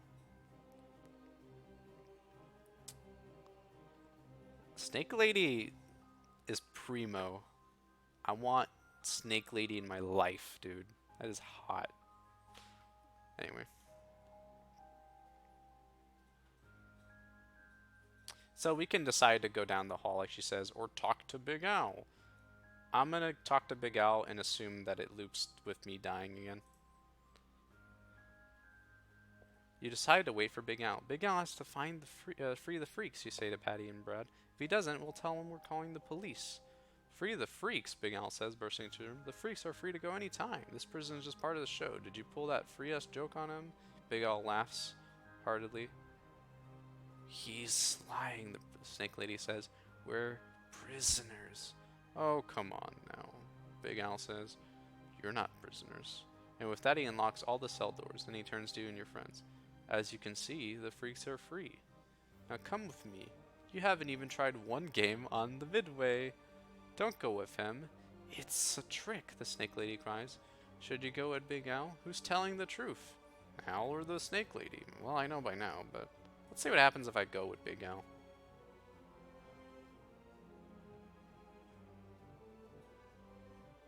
Oh, that's interesting. Wait, really? Interesting. If you go with Big Al, you go to the final challenge. It makes sense. I mean, you're with your cousins, or not your cousins, or your friends. So that's strange. He just skips all the Midway. He just wants to kill you pretty much immediately. I mean, I guess he's pretty upset. Anyway.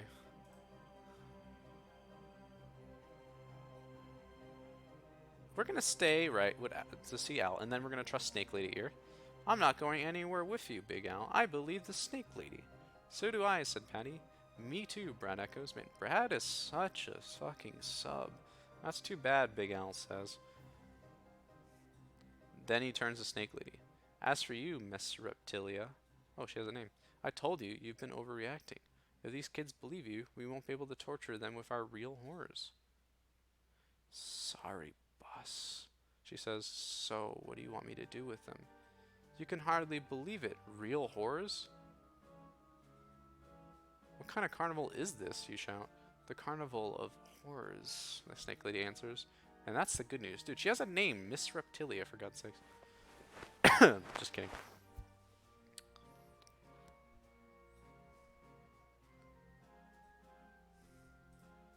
The bad news is the Snake Lady fooled you.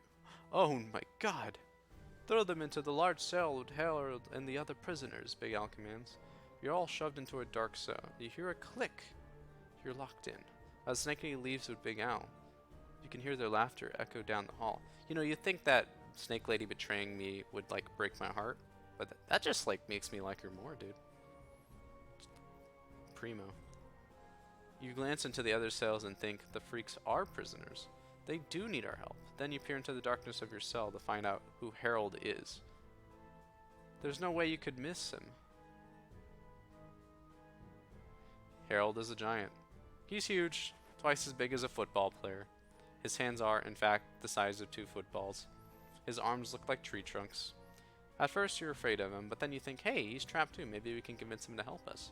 And then you get an idea. What's the big idea? You're going to embrace the giant into helping you. Oh, embarrass the giant into helping you. Hey you know, you're a real wimp, you say to the giant. He looks at you as if you can't believe what he hears. Patty and Brad look at you as if you're crazy. Maybe you are, yeah.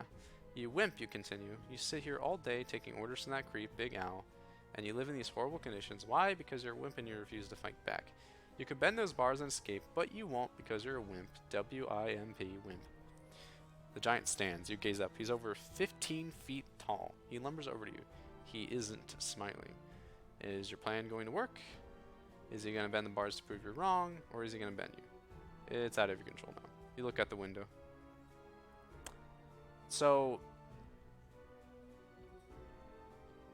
if it's sunny or if it's raining or nighttime, the result's different. It's night for me, obviously. The giant hangs over you, flexing his muscle. He squints at you as if you're a bug, ready to be squashed. Did you call me a wimp? He thunders. You are much too scared to answer. The giant answers for you. You're right. I am a wimp. And with that, he bends the bars, and you, Patty, and Brad scramble through. Follow me, the giant says. I know a way out of here. What about the others, you ask, pointing to the freaks themselves along the walls. No problem, Patty yells, grabbing the keys from a hook on the wall. Here, catch. You quickly unlock all the doors, setting the freaks free. Well, I mean, that was a little abbreviated, don't you think? Seems sort of... Yeah, I don't know about that. Yay, our hero! The freak cheers as they pull out of their cells. You follow the giant through a side exit, and in no time you're leading all your new friends to your house. You sure your parents won't mind taking them in? After all, how much can a 300-pound giant, a 500-pound fat lady, and a 3-headed man eat? Better not answer that question. Just be happy that you've come to the end. So that's the first good ending that we've gotten. It's an ending where we free all these like freak people, and we expect their parents to be okay with that. I mean, sure, that's fine of any ending. Anyway, if it's raining or it's nighttime, that's what we did. What if it's sunny? The giant looms over you. He's as tall as the tree outside your house, and a lot meaner. The huge lips part and say, "You hurt my feelings." Then he begins to cry. I'm not a wimp. I'm not, he says between huge sobs. He sure looks like a wimp. Well, looks can fool you. He is not a wimp, and he's mad at you. And the next moment, he scoops you up and hurls you at the cell wall. His throw is so forceful, you smash right through the wall and soar out of the carnival grounds. Wow. Congratulations, you escaped the Carnival of Horrors, but not in one piece. Yikes. Holy shit. Goosebumps implying you've been torn to shreds. Literally fragmented human. Meanwhile, your friends are just like mortified forever, even if they manage to get out of this. That's cool. Shoutouts to the fact that this decision is also basically out of your control and depends entirely on what time of day you read this book in. Maybe it's nighttime because the idea is that it should be more moody and spooky when you read. So like it's punishing you for doing it when it's day. I'm down. That's a funny little theory.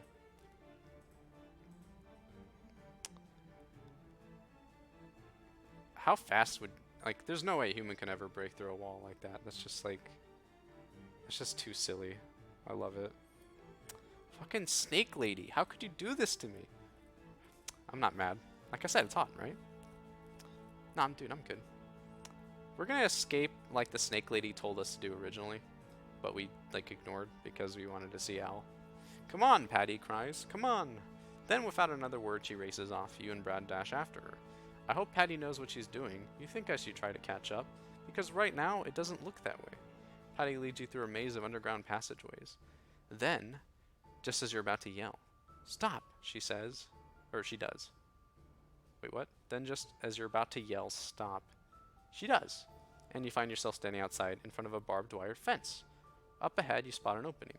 Let's go in, Patty says. Three of you creep through the fence and trudge through the wall. Tall, wet grass. Gaze around. It's way too dark to see. But you can hear perfectly.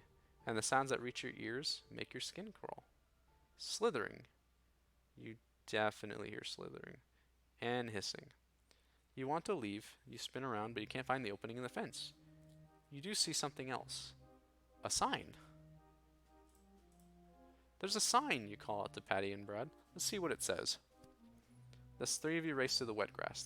Your socks are drenched. Oh my god, I can't talk anymore. Your socks are drenched, and your sneakers squeak as you run. But that's not the sound that sends chills down your spine. It's the hissing. It's growing louder. I'm not sure I want to read that sign, you call out to Patty and Brad.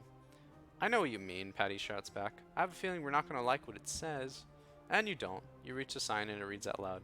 Reptile petting zoo. Whoever heard of a reptile petting zoo? What kind of carnival is this anyway? This carnival is evil, Brad stammers. Evil. You're about to agree when you notice the grass in front of you is swaying. Something is slithering through it. Something big, and then it comes into view. Snake! Brad cries. God, I hate snakes. And you know you have to run, but which way? Left or right? Another quality decision that we have to make. Educated guess. Left. This way, you wave to Patty and Brad. 3 of you turn to the left and keep running straight into a pond. Why didn't you tell us to stop? Patty whines. Don't complain to me, you shout back. We followed you through the fence. You turn around and slog your way back to the shore. Patty and Brad make it there first. You are a few feet away when you see an alligator, with its mouth gaping open, revealing 2 rows of razor-sharp teeth. You freeze. Patty spots the alligator and yells, Quick, there's a log, jump on it. You scrambled on the log, but it's no use, you're still an easy target. The alligator opens out, huge mouth even wider, he slithers right up to the log, and you can tell he's ready to crunch down on you. You're about to scream, it seems like the only sensible thing to do, and then you remember the sign, Reptile Petting Zoo. You have an idea. It's a crazy idea, you know, but everything in carnival's crazy.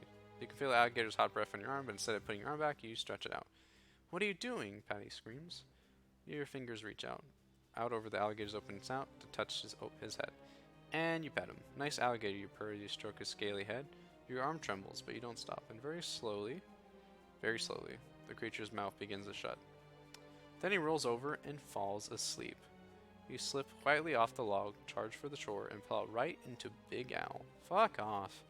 Well, well, well, look who we have here, Big Al sings out. Come with me. It's time for the final challenge. Wow.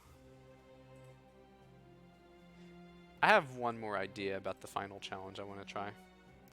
Remember when we won that drink? Monster blood or whatever? Let's say we won it. You comes around the can of monster blood in your pockets. Quickly, you snap off the lid and the green gunk pours out. Look, it's alive, Brad shouts. He's right. The monster blood oozes from the can, quivers, and appears to stretch and pull itself up. Then it starts to roll and bounce, making horrible sucking sounds. Great, it's rolling to the crowd, sucking up everything in its path. I mean, that's quite convenient. Run, Big Al screams as the huge green ball pours over the people in the crowd, sucking them up with a loud plop. Then the monster bullet hits the side of the tent. It changes direction. It's coming after you. The monster blood has grown so big, now you can't see over it or around it. Run for your lives, Patty screams, but reaching the door is impossible. The amount of green slime is bearing down on you. Are we gonna die? Fast, you stand frozen to the spot, terrified. And then just in time, you, Patty, and Brad leap to the side, and the monster blood slams into the wall with a crushing force, and plows right through it. 1 second. You stare at the giant gaping hole in the wall. Quickly, the 3 of you jump through the opening. You are standing outside the main gate, where you came in. There's a whole wide path of destruction across the field and the forest beyond. From somewhere, a clock chimes 12 times, sending a chill down your spine. And when you peer back at the carnival, it has disappeared. All that's left is a spooky silver mist. The end. Huh. Interpret this ending a little bit, I guess. Is that a good ending? It seems like you won in the sense that you're alive. But the part where it's not so great is the fact that, you know, you might have just sent a giant rampaging goo monster thing everywhere that will probably consume all of humanity eventually.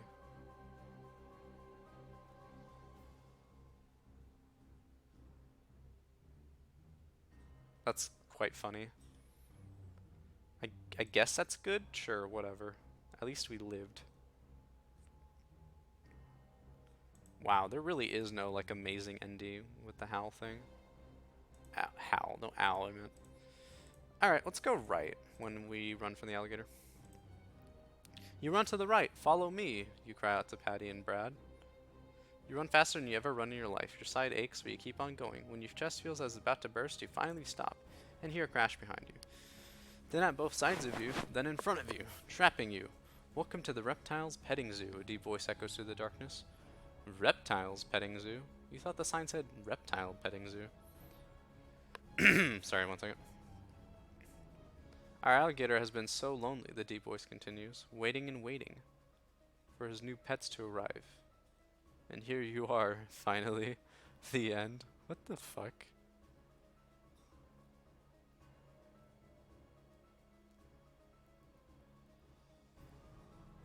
So, the alligator's petting zoo. That's funny. I guess, yeah, I guess these kids are just gonna fucking serve as a reptile's pet. That's quite funny. Lol. So yeah, I'm convinced that this is bullshit. Nothing works. And you always die. No, that's not true. We did get out with the giant and all the friends if we are at nighttime with him in the cage. So hey, there is a way to save the freaks at least. But if you're greedy and you like, you know, then yeah. Instead of going to the rides, I kind of maybe should go to bed soon. My throat's sore. How long has the stream been? 1 hour and 40 minutes. Are you fucking kidding me? Wow. When you read a whole book out loud, it does take a while. I'm gonna go to... Let me see what the copyright's all about.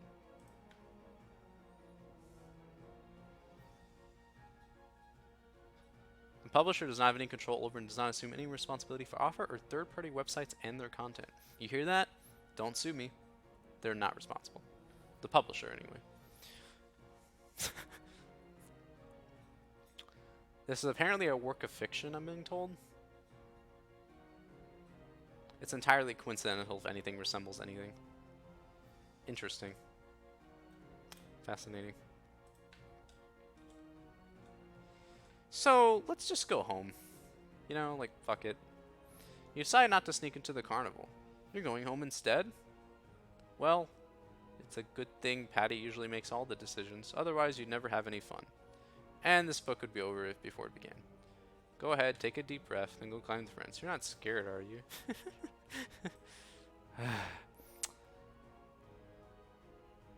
That's funny.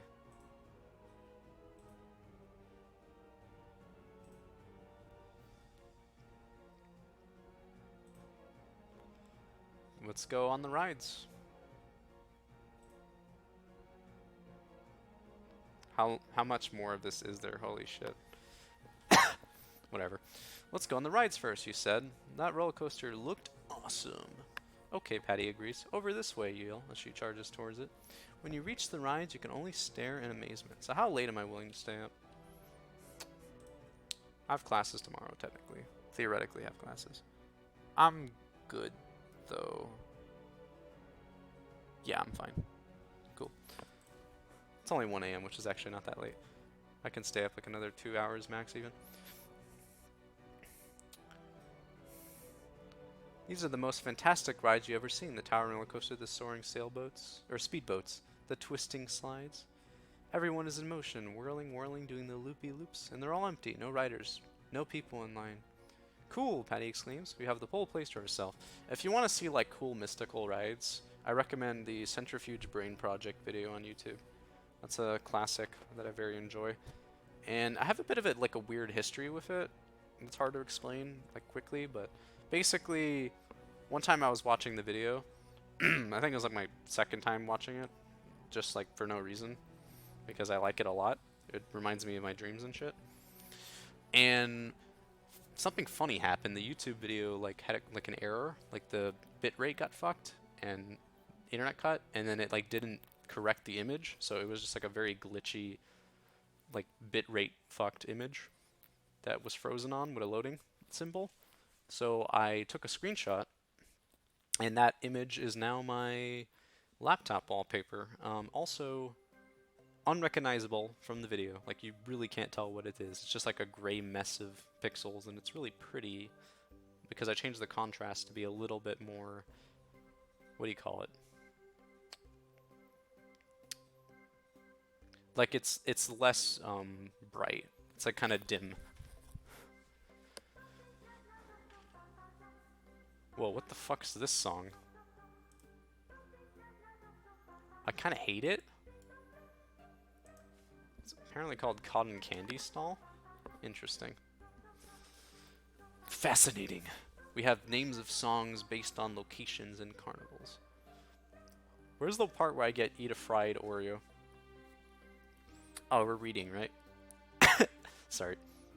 My throat's gonna fucking die. Holy shit. This is a good practice, though. Brad's face turns a little green as his gaze swings from the supersonic space coaster to the Doom slide. Do you think they have rides that don't go upside down? He asks. Come on, let's check out the coaster, Patty calls to you and Brad. And they run off to its starting gate. You stop and crane your neck to gaze at the coaster's first hill. And you gasp. The tracks stretch up so high that they seem to touch the clouds.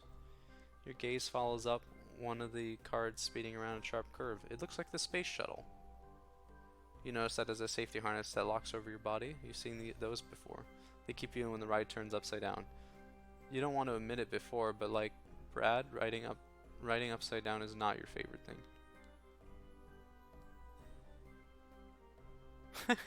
I love how like casual that's written. But like, Brad, riding upside down is not your favorite thing. Still, the coaster does look amazing. One part enters a tunnel, and you can see that the cars go fast, really fast.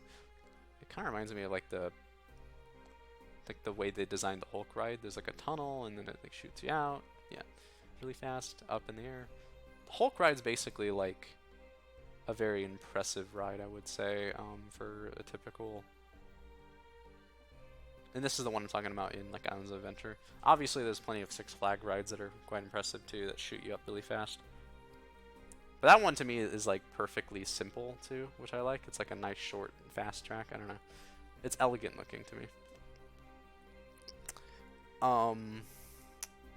But there's like some crazy stuff out there. I just don't know them. You're just about to walk to the space coaster gate when you hear spooky organ music coming from behind you. Ooh, you turn around. Looming in the distance is a dark and creepy haunted house. You gaze down at your map. It's called the House of Horrors. You love haunted houses. And this one looks really scary. Now you're not sure what to do. You won't have time for everything. The coaster or the haunted house. Decide now. That's a little authoritative. I mean, for God's sake, we have the whole night, don't we? I should probably stay with Patty and Brad, right? So that, like, yeah. We don't get lost. Hey, wait up, you yell to Brad and Patty as you sprint to the space coaster gate. They both ignore you and chart straight ahead. You follow them into a narrow tunnel that leads to the boarding area. You gaze down at the floor. Black rubber. It makes you walk with a strange bounce. Every few feet there is a round, portable window. When you glance out, you see astronauts planting flags on the moon. About another. Now they're seated in their capsule. This is amazing, you think. The figures look real. Totally real. So now this is like the entrance to the Space Mountain ride in Disney World, or probably Disneyland too. After a long climb, you, Patty, and Brad finally arrive at the loading area.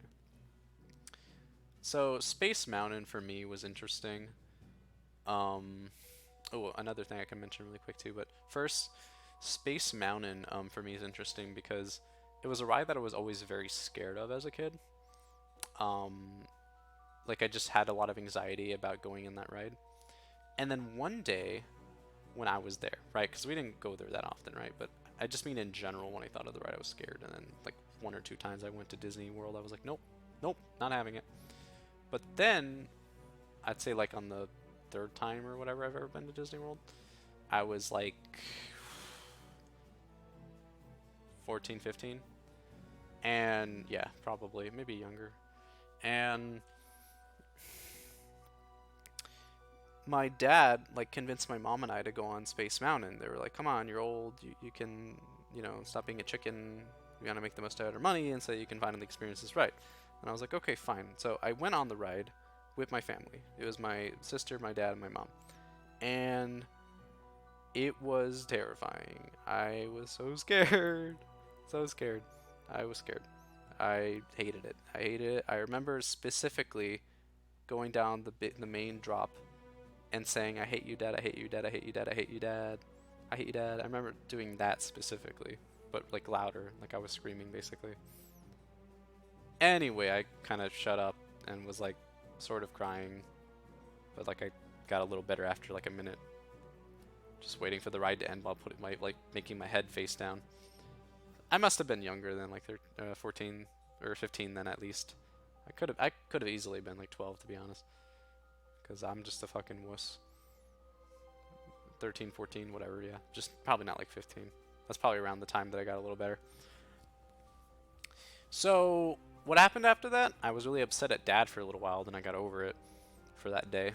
And then I ended up actually going on Space Mountain later when got a little bit more brave about coasters and thinking, like, yeah, this ride's like, it's okay. I don't know. Yeah, it turns out that ride wasn't actually that scary for me anymore.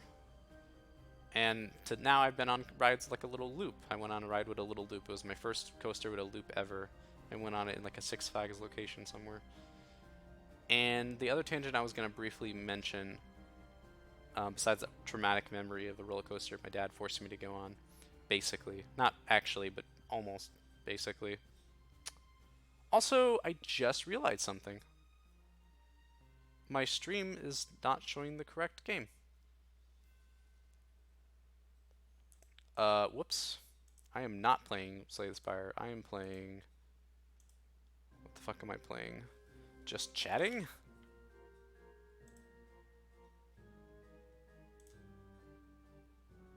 Whoops. Yes. This is Slay the Spire. Watch as I select my deck based on decisions made in a children's book. Yes, please enjoy that.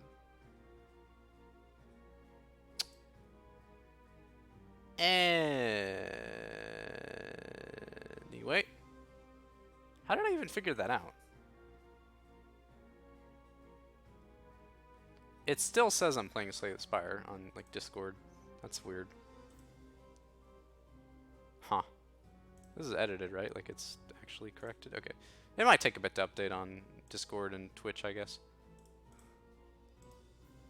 No matter. The other tangent I was going to bring up before we get back to our story is that I mentioned the dream stuff. I actually have tons of dreams with like carnivals in them. So there is some, and amusement parks. So like there is some like basis for me apparently being obsessed with carnivals and amusement parks, at least in some aspect, and subconsciously really being the case, I guess. Which is interesting. I like them a bit, but I don't think they're like the center of my world. So it's quite peculiar. But it does legitimately take, I would say, like 30-ish streams out of my... Is it like 30-ish? No, it's got to be more than by then. It's got to be like 40-ish at least out of like my 400, almost 400 dreams, right? No, it's almost 500, I think. So, yeah, that's a significant amount. That's pretty high. That's like what? Well, you'd have to divide 500 by, or 50 divided by 4. So that's almost somewhere between a 12th and a 13th of my dreams. Which, you know, that sounds insignificant, but it actually is kind of huge when you think about it in terms of broad categories of like locations. It's sort of weird to have a bunch of them be about amusement parks and roller coasters and stuff. And I can talk about all of it one day. I'll talk about, I mean, maybe not. I've been deciding if it's like worth my, like if I should try to keep those creative rights to myself and use them in short stories still, like I kind of try to do, or if I should just share them and trust that I can do them better justice than like other people trying to steal my shit. Which theoretically could happen, right? Theoretically. But maybe I should just trust the internet. That's never went wrong before. They're totally real, the figures in the capsules. After a long climb, you and Patty and Brad finally arrive at the loading area. A sleek bullet-shaped capsule whooshes up and stops right beside you. It has 3 sections. Brad climbs defiantly into the last section. You leap into the front. Patty's left at the middle section. And suddenly you're trapped. I mean, you decided to go on a roller coaster that like looks scary as fuck. Steel bars plunge down from above and drop your lap and chest, pinning you in place. You can't move at all. Even your head is held by super strong headphones clamped over your ears. A voice comes to them announcing 5, 4, 3, 2, 1. Blast off. You hear a huge bang. Smoke and fireworks fill the air as you start up the big hill. As you start up the large hill, the monumental one. Your head presses back against the seat as you climb higher and higher. That first hill is endless, but the view is awesome. From the top you can see the midway, the haunted house, and a shadowy swamp. You can't believe how big the carnival is. Neat! Patty yells. Hey, that's me. I always say neat. Especially when I'm scared, actually. This is exactly the kind of thing I would say on a roller coaster nowadays. Neat, awesome, cool. That's what I would do. There's Whatever she was going to say turns into a wild scream as the rocket plunges down the other side of the hill. The wind whips at your face. You're pressed back so hard you feel like a pancake. Everything passes in a fantastic blur. As your car shoots up on the top of the next hill, you're laughing and screaming at the same time. This is great, you think. But then you made a big mistake. You close your eyes. When you open, your car lunges forward at a burst of speed, and you loop the loop. Your mouth drops open to scream, but no sound comes out. Huh. Now your car starts to plunge downward like an elevator out of control. Your heart pounds in your chest. This is the fastest and best roller coaster you've ever been on. As you near the bottom, you slow down, and you begin to catch your breath. Then you see what's up ahead. A huge black hole. A tunnel. As you shoot toward the open mouth of the tunnel, you begin to scream again. The door of the tunnel is about to close. Snap! The door comes crashing down, behind your car. You breathe out a long sigh, but now you're in a middle tunnel so dark you can't see a thing. Scary, but not nearly as scary as what happens next. Dude, what the fuck's gonna happen on this roller coaster? Am I just gonna like die at the end of it? Okay, the stream did update with the just chatting text for the record. The ride stops. Dead. You're sitting in the track, or in the dark. Nothing is moving. Patty! Brad, you call. Silence. Why don't they answer? They have to be there. You try to twist around, but you're locked in your harness and clamped in your headrest. Blinking in the dim light, your eyes dart to the left, then to the right. You spot dozens of empty space rockets lining the walls. They seem to come in sections, making longer and shorter space rockets. Your mind starts working fiercely. Did your section detach from Patty and Brad's section? Suddenly the silence is shattered. Your seat lock grinds open and you're released from your harness. You quickly spin around. Patty and Brad's cars have disappeared. If this is all part of the ride, maybe you should hop out. But if the ride is broken, maybe you should wait for help. Huh. That is like legit terrifying. I would not like this. I'll tell you that much. What a shitty ride. Let's hop out of the car.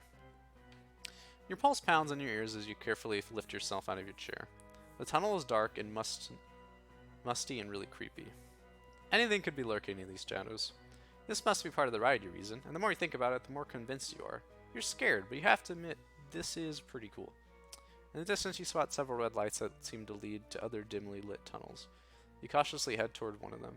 Overheard something dark and slimy drip, spattering on the top of your head, stinging your forehead. As you desperately try to wipe the burning slime away, something grabs you by the knees. You look down. A pair of red-rimmed eyes meets your. It's a dwarf, with scraggly red hair and a toothy smile. Want me to lead you out of here, kid? He asks. You're about to follow the dwarf, but then you stop. Is he part of the ride? He looks really evil. What do? Follow the dwarf? Well, if we follow the dwarf, we'll probably just go back to the thing. Let's see if that's true. Okay, get me out of here, you say to the dwarf. Did you help my friends too? The dwarf does not answer. He sprints off and you have to race up to keep up with him. Through a confusing maze of twisting tunnels.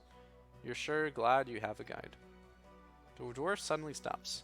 That way, he says gruffly, pointing straight ahead. Before he can blink, he vanishes in a puff of smoke, and you're left standing in front of two doors, one red, one blue. The other one has a sign that reads danger. The blue one has a sign that reads big danger.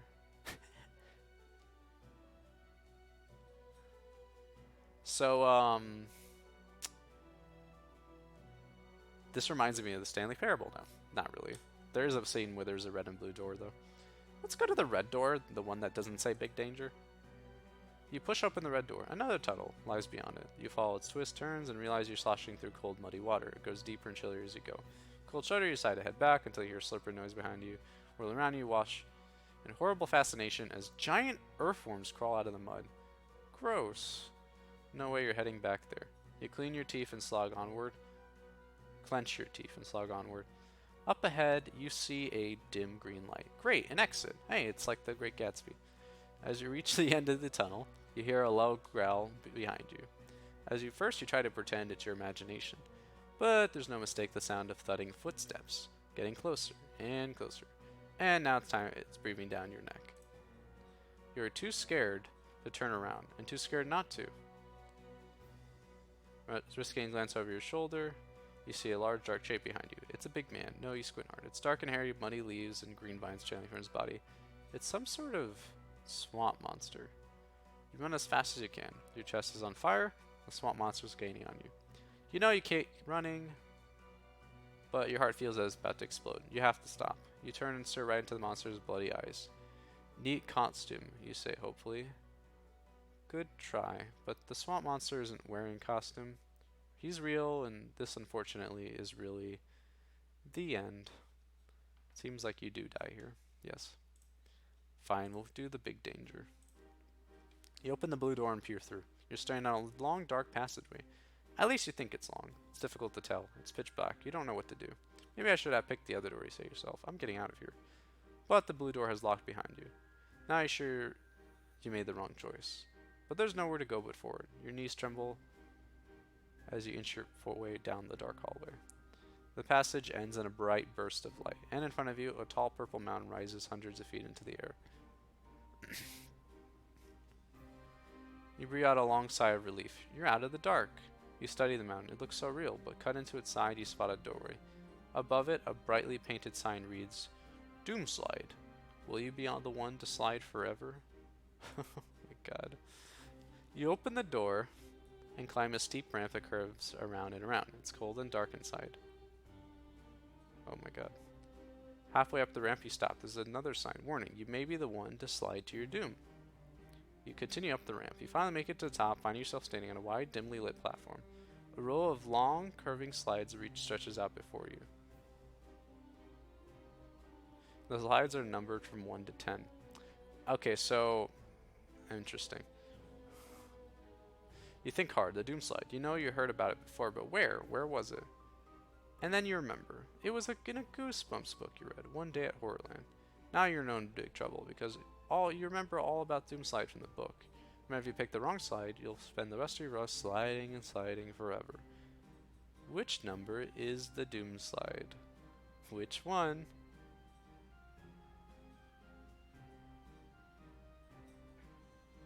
If you remember which slide is the Doom Slide, or if you have the book and look it up, choose a slide that is not the Doom Slide. If you can't remember, you'll have to leave it to luck. So, Goosebumps is really good at advertising its own books, as you can tell. That's just fun to me. That's fine. That's funny. So there's just like one random slide that will indeed be the Doom Slide.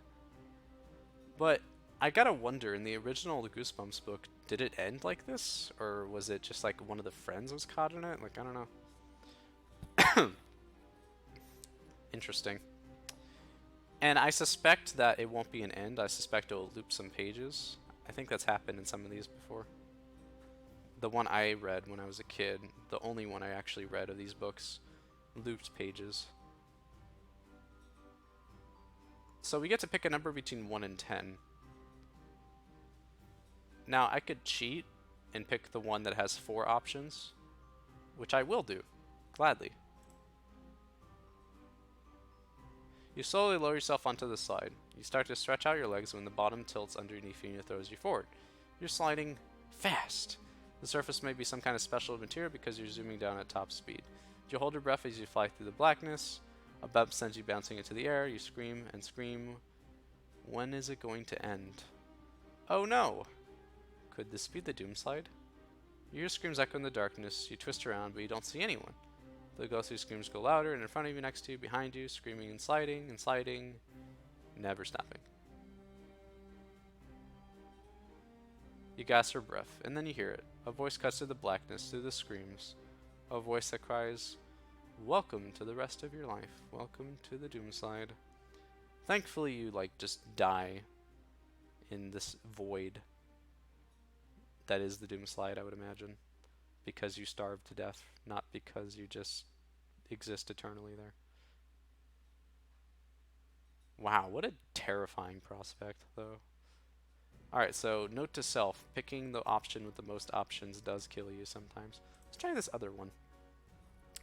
Which was, just to be clear, 1, 4, and 5. You grab the sides of the slide and lower yourself down. The second you sit, the slide's floor tilts up behind and propels you forward. You shriek. You raise your arms and scream louder. You slide faster and faster. Man, this is not very good writing. In total darkness. Darkness so black you can't even see your own feet in front of you. I mean, if I wrote a book like this, I definitely wouldn't be very kid-friendly, though. Your eyes dart frantically from side to side. Faces suddenly appear in the darkness in bright flashes of light. Faces of hideous monsters, deformed heads, and oozing flesh. But you're moving too fast to focus on them. You slide and slide until the faces stop flashing and you're covered in the thick, heavy blackness again. You scream as you're on a sharp curve. Your head is spinning. You pick up speed. When will it end?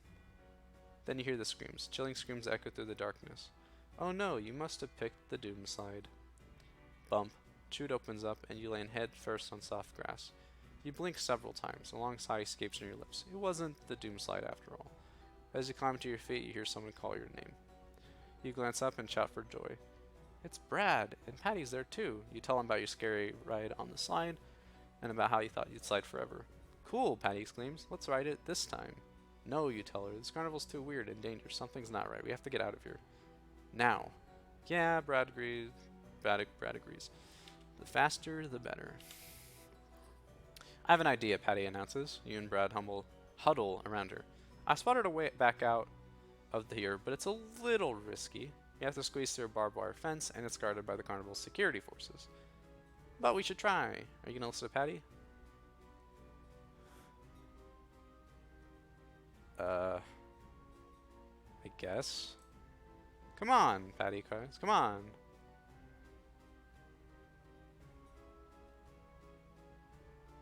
I hope Patty knows what she's doing, you think as you try to catch up, because right now it doesn't look that way. Patty leads through a maze of underground passageways. Then, just as you're about to hear a stop, she does. And you find yourself standing outside in front of a barbed wire fence. And, you get to the swampy marsh with the dumb alligator, where you fuck up and die. Okay, cool. So, let's choose not to go back out. I don't know, you say. I don't think we should take any more risks, especially not in this crazy carnival. Don't you trust me, Patty demands. Her eyes flash angrily. Against at Brad, he stares to the ground. I just have to be friendly about this, Patty, okay? Patty doesn't answer. She throws her shoulders back and stands up taller and taller and taller. You gasp. Patty's growing. She's nearly 10 feet tall. This is a weird ending. She chances a long arm and grabs you by the wrist. Her nails dig deep into your skin. You can't move. You scream as Patty continues to change. Her skin turns green and lumpy. Horns sprout from her head, and her teeth grow into sharp fangs. You enter the horrible monsters of the walls of the slide. Patty's turned into one of them. Let me go, please, you plead. Too bad you didn't trust me, she growls. I can't have you ruining my plans. Her nails sink deeper into your flesh. Ha ha ha, she cackles. Then she wraps her slimy mouth around your arm and bites down hard. Wow, that's, So to be absolutely clear, what happened if you go left again? Final challenge, right, and then you get the chance to loop. Or the chance for the weird ending where the goo just, sucks everything up. interesting. But pretty unlikely you actually get to that, huh?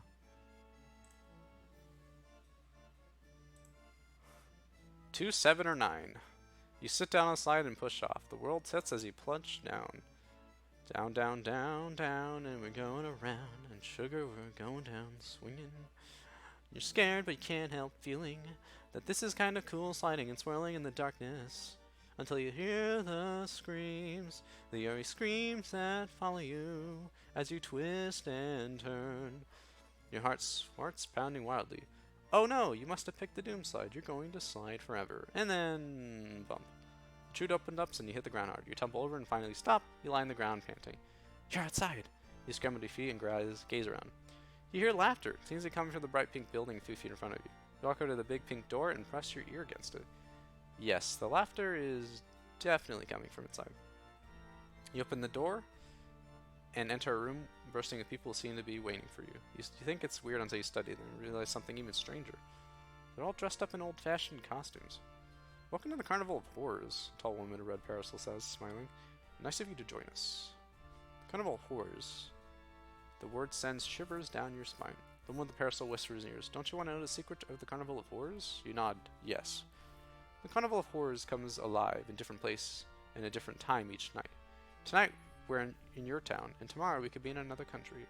But every place we stop, we invite kids like you to join us. We're getting lore, guys. This is the lore route. This is like the meta explanation route. Every game needs one.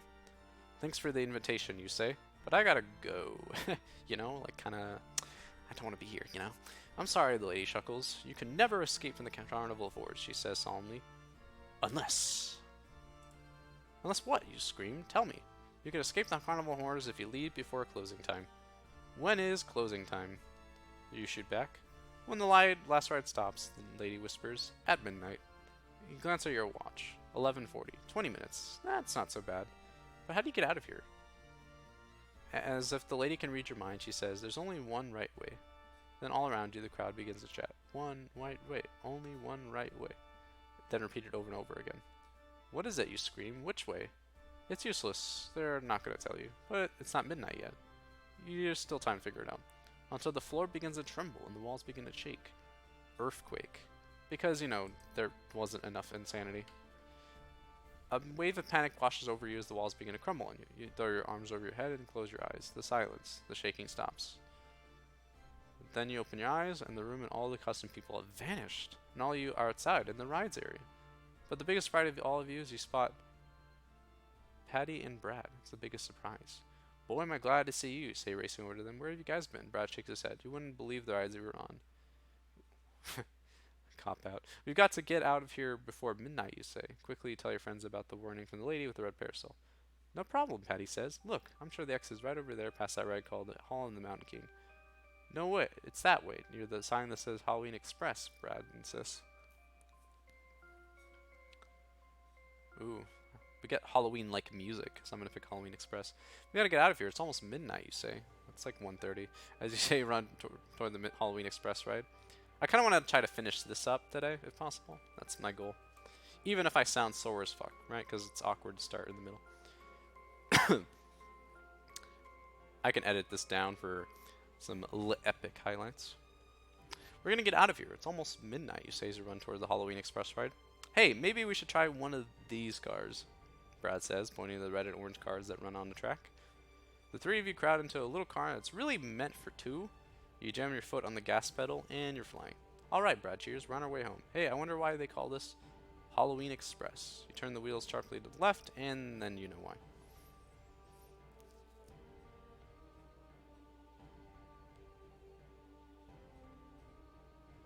I mean, I thought it was near the ride, not on the ride. Yeah, he said near the sign. Why are you actually on the ride? I'm one of them, so I can't complain, I guess. Your Halloween Express car pulls up in front of a cottage, and the cottage door opens with a creak. You all jerk your heads up to peer at the door. You see a skeleton wearing an evil smile, and he lunges right for you. Trick or treat, he screeches. Then he stretches out his bony hands to snatch you. Drink lots of calcium and promote good bone health. You pound on the gas pedal. and the car shoots forward, out of the skeleton's grasp. Your heart begins a race as the car speeds out of control. You tear through an eerie forest, speed past more cottages, but still you don't see a way out, and then it comes into view. A service exit. All you have to do is stop the car, jump out, and scramble to the fence, and you'll be free. You check your watch. 5 minutes to midnight. Oh no, Patty screams, quick. Turn left, don't stop. Turn left. You squint hard at the road ahead of you and see why Patty wants you to turn. There they are, the people in the old-fashioned clothes, only they don't look the same. Some have green flesh, some have deathly white. Their rotting skins hang from their bones. They're all reaching out for you. Turn, turn, Patty yells. You spin the wheel sharply to the left to avoid them. You can't dodge the ghostly creature that's rising above you. He's 10 feet tall, his arms so long they scrape the ground. His mouth gape open to reveal hundreds of blackened, rotten teeth. Wow. He swoops down at you. You turn the steering wheel hard to the right. Too hard. It comes off into your hands. Jump, you cry. Jump and run. Run! The three of you leap out of the moving car. But are you fast enough? That depends on how good your reflexes are. Try to assess and find out. Throw a ball in the air. Try to clap 3 times before you catch it. I don't have a ball, do I? I don't think I could do that. Page 127. You're not fast enough to get away from the ghost. You're running out, but the ghost swoops down in front of you. You pull into him and pass right through him. People are swarming after you, and you don't want to leave. They don't want you to leave the carnival. Hurry, you yell to your friends. Only 3 minutes to midnight. You dash off in one direction and then another. Carnival people approaching from every which way. They carry torches with flames that leap high in the air. You steal a glance at your watch. 11:58. You can't let them catch us, you scream. Let's hide. But where can you hide? Up ahead you see a gigantic cannon.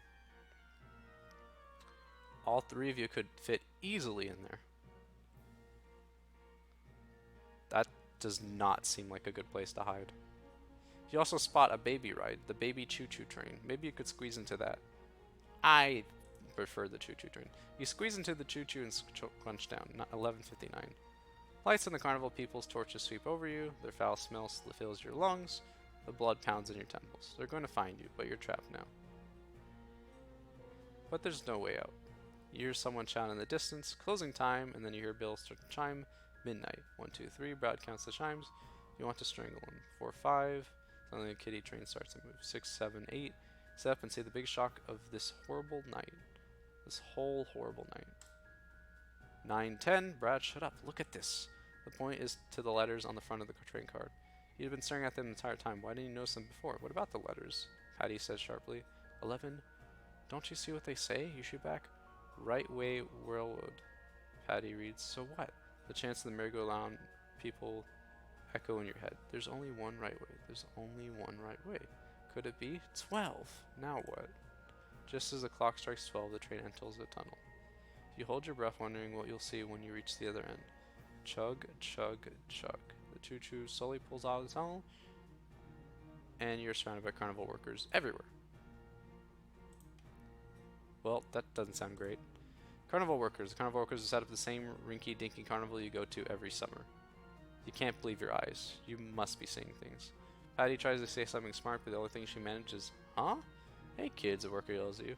Get away from that ride. The carnival doesn't start till tomorrow night. You gaze around and wondered at the faded games, the baby rides, the tacky food stands. For the first time in your life, it all looks great. We'll be there, you shout as you head for your bikes. This is the greatest carnival I've ever seen. Wow. That's cute.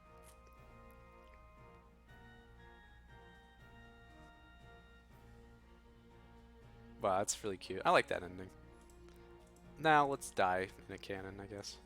You and your friends squeeze into the cannon. Ouch, you're sitting on my hand, Brad whines. But you don't have time to apologize. Do you smell something burning? He asks. Boom! There's a tremendous explosion. You fly through space. You are headed for a fence that encloses the carnival and the field beyond. Will you make it out of the park? I mean, you probably will die. You make it. You make it out of the park. You also make it out of the state. In fact, the last time anyone saw you, Patty, and Brad, you were all a tiny blimp on NASA's radar screen. Congratulations, you escaped from the Carnival of Horrors. Happy landings.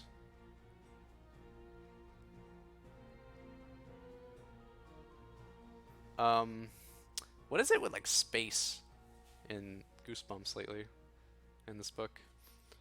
Traveling in space, like unwittingly. That's kind of rude. Rude ending, but also like pretty expected, so like I'm not too upset. Let's say I can run pretty good, like my reflexes are good. The reflexes are great. You jumped out fast enough and escaped the ghost, that ghost, but you don't see the other one behind the car waiting for you.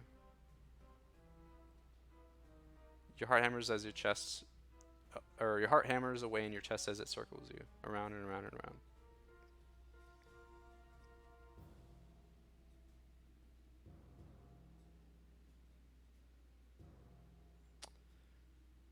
It's alright, you tell yourself over and over and over. It's not real. This is just a ride in an amusement park. You're still telling yourself that as the ghost plucks you off your feet. His black lips part. He opens his mouth wider and wider, until it's as wide as an entrance to a cave. Then he stuffs you inside. Man, this music's like uber in the mood. Instantly, you feel lightheaded, then light all over. You peek down at your hands. You can see straight through them. You've been turned into a ghost. And as your senses fade, you hear a distant bell chime 12 times. Too bad. The Carnival of Horrors will now be one of your favorite haunts forever. So you become a ghost. A spooky ghost, and you get to hang out in the carnival. And it seems like your passage of time is a little fucked in this one too. It's kind of funny.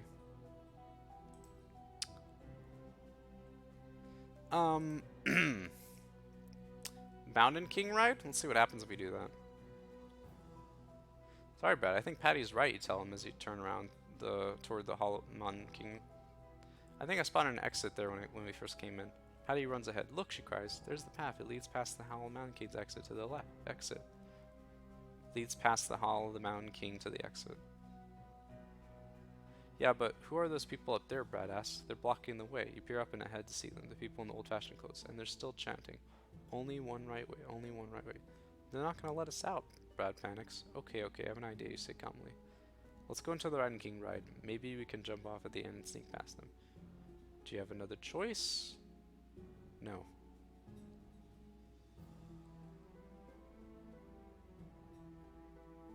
That's weird.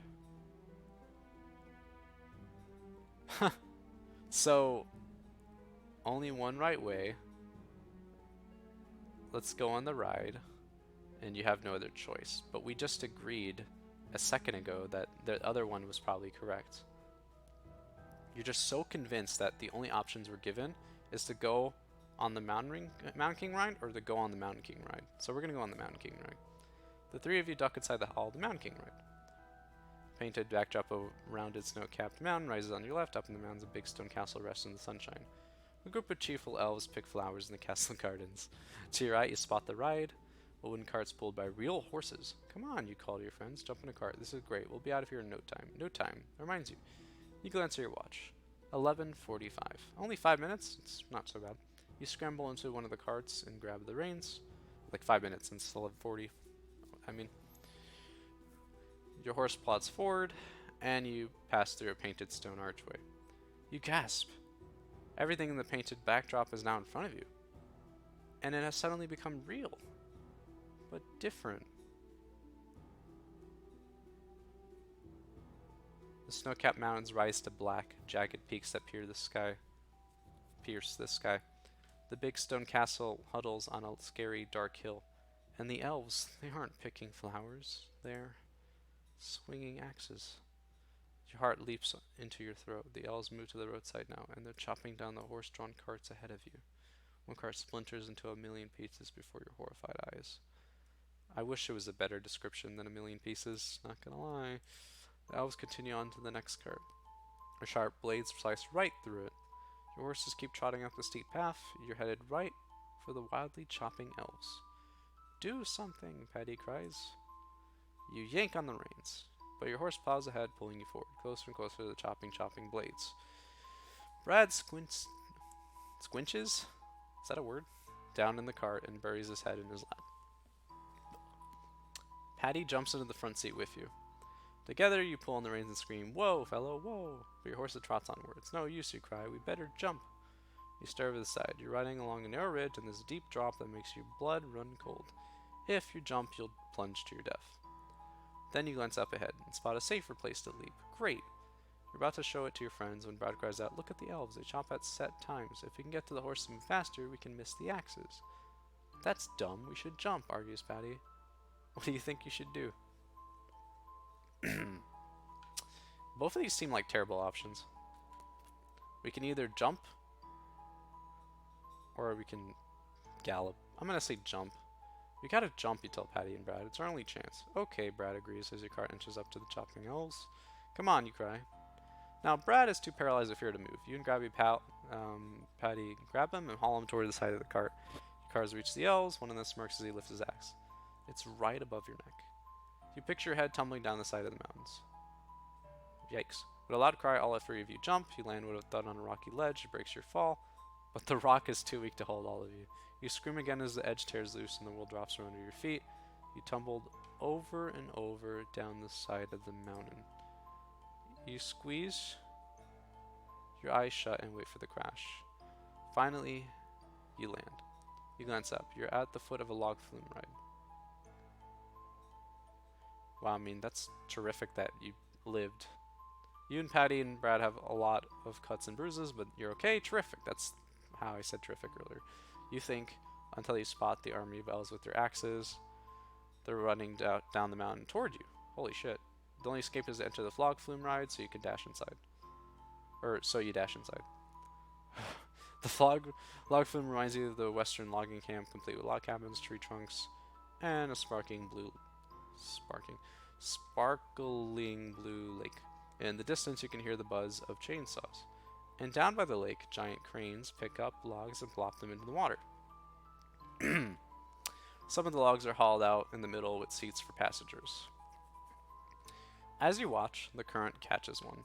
It glides to the edge of the waterfall, plunges over, and shoots down. As you glance around, you spot an exit sign.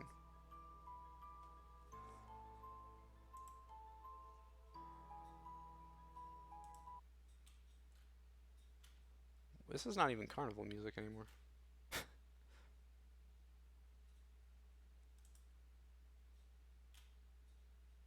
I already heard this one.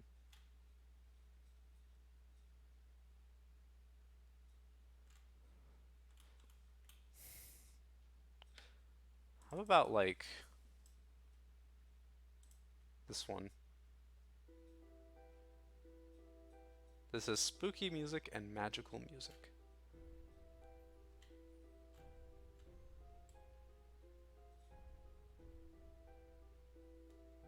Sure, whatever.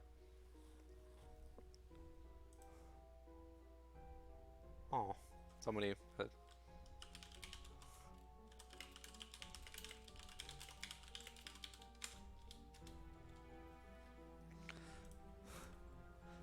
I had to explain my throat was dying.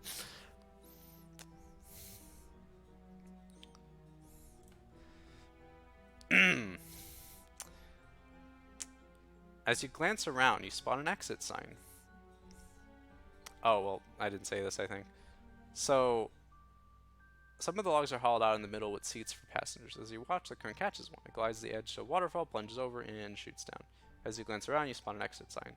Then, to your horror, you see a giant crane swinging your way. "Duck!" you scream. Will you make it to the exit? Is this your lucky day?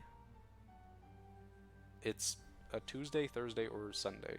So I'm going to pick page 71. Wait a minute. No, it's not. It is technically Thursday. So page 71. Okay. Sorry, it's not your lucky day. As you dash toward the sign, the giant crane scoops three of you up and drops you off in the hauled out log. You barely have time to sit up straight before the craft reaches the waterfall. You hold your breath as the log teeters on the fall's edge. As it plunges over, you scream. A hard spray smacks you in the face and drenches your clothing as you race down alongside. At the bottom, the log hits a pool of water and sinks. You're still holding your breath as you wait to bob to the surface again, but it never happens. You keep going down. Your last thought is that you're going to set a world record for holding your breath underwater. Wow. That's dark. You better set a world record for closing the book and starting over again. Maybe next time you dive in, you'll have better luck.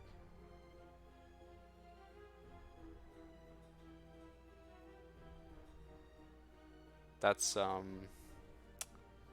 that is dark. Like saying, oh, well, I'll hold the world record for holding my breath because I literally do it until I die. That is dark, dude. This is your lucky day, actually. Changed the time. Your duck, as the queen swings over your head. Run, you shout to your friends. You glance at your watch. 11:55.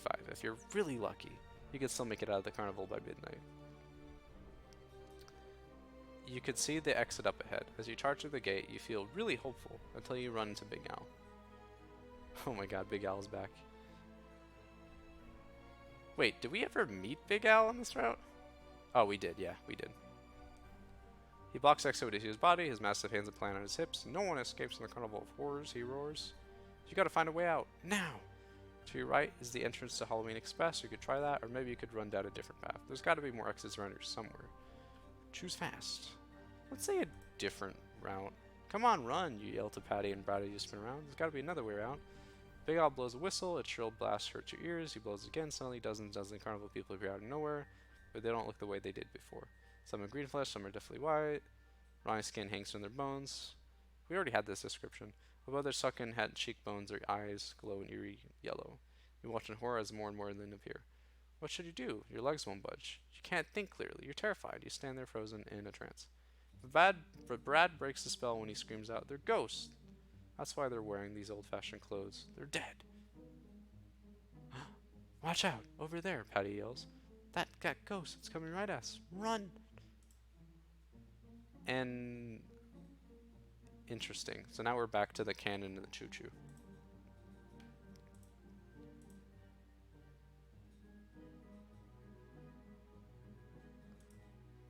And imagine going on the choo-choo and getting out of here, only...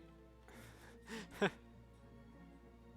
then being like, this is the greatest carnival ever, but, you know, you almost died to a fucking elves cutting your cart, and you had to drop down a shaft and get bruised repeatedly by falling. I don't know, this doesn't check out to me, is what I'm trying to say.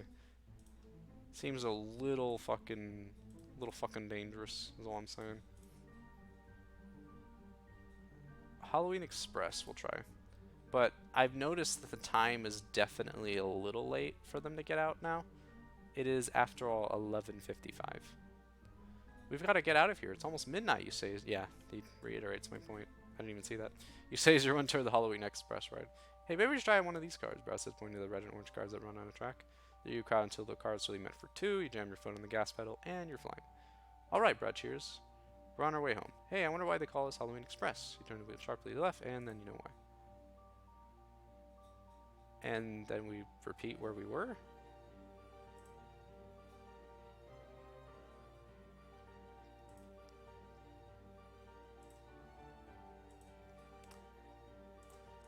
I guess there's enough time still to get out of the carnival. Huh. And you can also still turn to a ghost in this one too.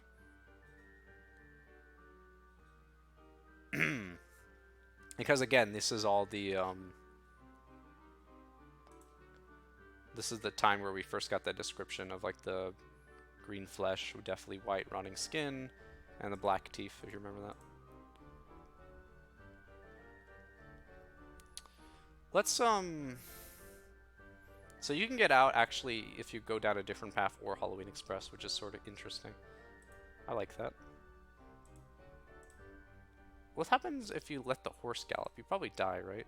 You take the charge of the reins to urge the horse on. Giddy up, boy, you and Patty shout, but your horse won't move any faster. Really? After already... oh, I guess he was already moving full speed. You glance... I shoot a glance up ahead. The elves are chopping, and the tiny blade is now right over your head. No, you scream, no, let me out of here. You feel a sharp pain, and you realize you've had the shortest haircut of your life. Unfortunately, they took a little too much off the top. Holy shit. Ow. Yikes. That is Not the way I would describe cutting your head open. That is really not the way I would describe that, to say the least.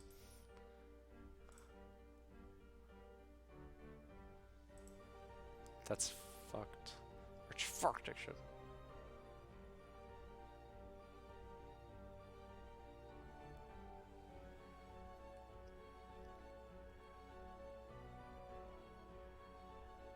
It's interesting still that you only have the choice of the Mountain King rhyme, because indeed, it is the right way. Like either way, unless you get chopped by elves, it seems like.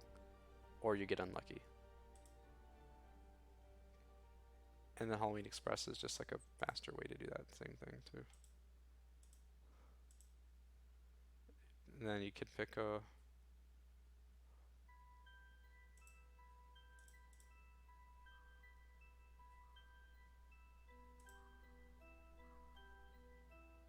And then there's that's the route where you can maybe escape with the...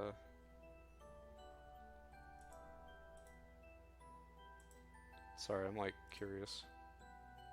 Yeah, where you get back to the final challenge if you go on the wrong slide. Rather than that sort of situation, the final challenge would lead to either Goo taking everything up, or... Yeah, say there's a few things that can happen for sure. And then just the Doom slide, where you're punished to an eternal damnation. It's not even a fucking slide, you just literally fall in a void.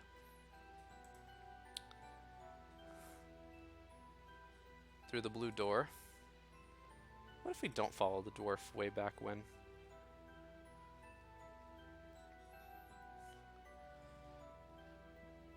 He lets out an evil crackle. That's it. There's no way you can trust him. Besides, you hear music up ahead.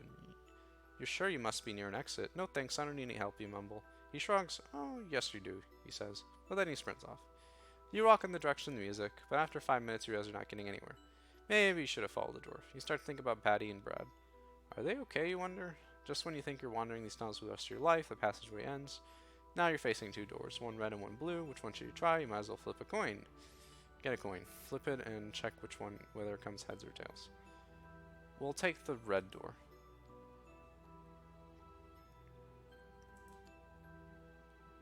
And this is the swamp monster. Blue door is the one with the slides. Yep.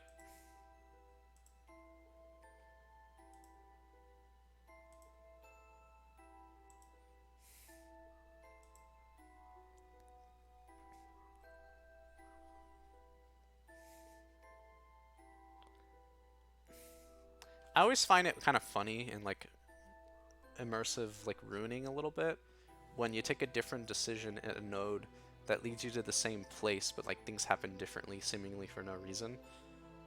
You could argue that her turning into a monster at the end of that one slide, after you pick a choice at the end of that slide, makes it so that it was like a trap all along anyway, like just a bad route to go that wasn't Doomslide. But also you can still escape with your friends with the goo thing and the final challenge. So it definitely is still correct in some version of it.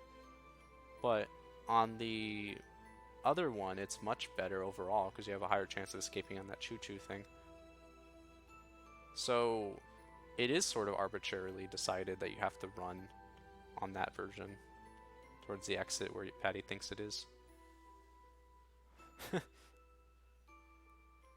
It's sort of weird how it's different. Maybe just taking a little bit longer on the slide changes how the outcome. I mean, chaos theory's a bitch, ain't it? I like that if you decide to follow him or decide not to follow him, it actually doesn't matter at all. That's kind of funny. Let's wait for help to come and like die probably. You decide to wait, someone should be here soon you think, but after you waiting in the space shuffle for at least 15 minutes, you're not so sure, no one has shown up to rescue you. Chill runs down your back. You feel as 1,000 pairs of eyes are watching you from the shadows. Now that you've consumed Oculus, you can see the dozens of tracks leading in and out of the tunnel. And then you hear a rustling sound. You freeze. You listen hard. Could it be rats or something worse? You drop your knees and wrap your arms around them tightly. You hear a hissing sound, and you smell something odd. It's kind of a sweet smell, like heavy perfume. You hold your nose because the smell is making you feel strange, dizzy, sick. It's Seems as if hours have passed, or maybe it's only minutes. You try to unclasp your hands, but they won't budge. It's as if your arms are glued around your knees. You try to move something, anything, but you can't blink an eyelid. Your body is paralyzed. You can't even scream. A door opens and two men dressed in overalls and wearing gas masks amble in. Finally, they're here to rescue. Looks like the perfume worked, you hear one of them say. Yeah, and just in time. We needed a new dummy for the real-life place display, the other adds. They pick up your rigid body and carry you over. No wonder those astronauts in the civil tunnel looked real. Sorry, you can't scream, you can't escape. Next time, you promise yourself you'll stick with the baby rides. But then you remember there isn't going to be a next time because this is the end.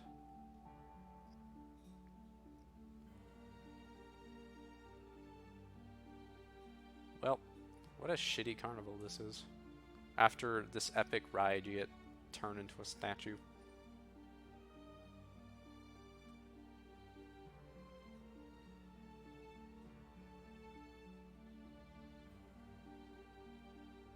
And it's literally like a kid in fetal position. It's not even a good statue. It's just a kid in fetal position, scared out of his mind, closing his eyes. Just awkward, truly.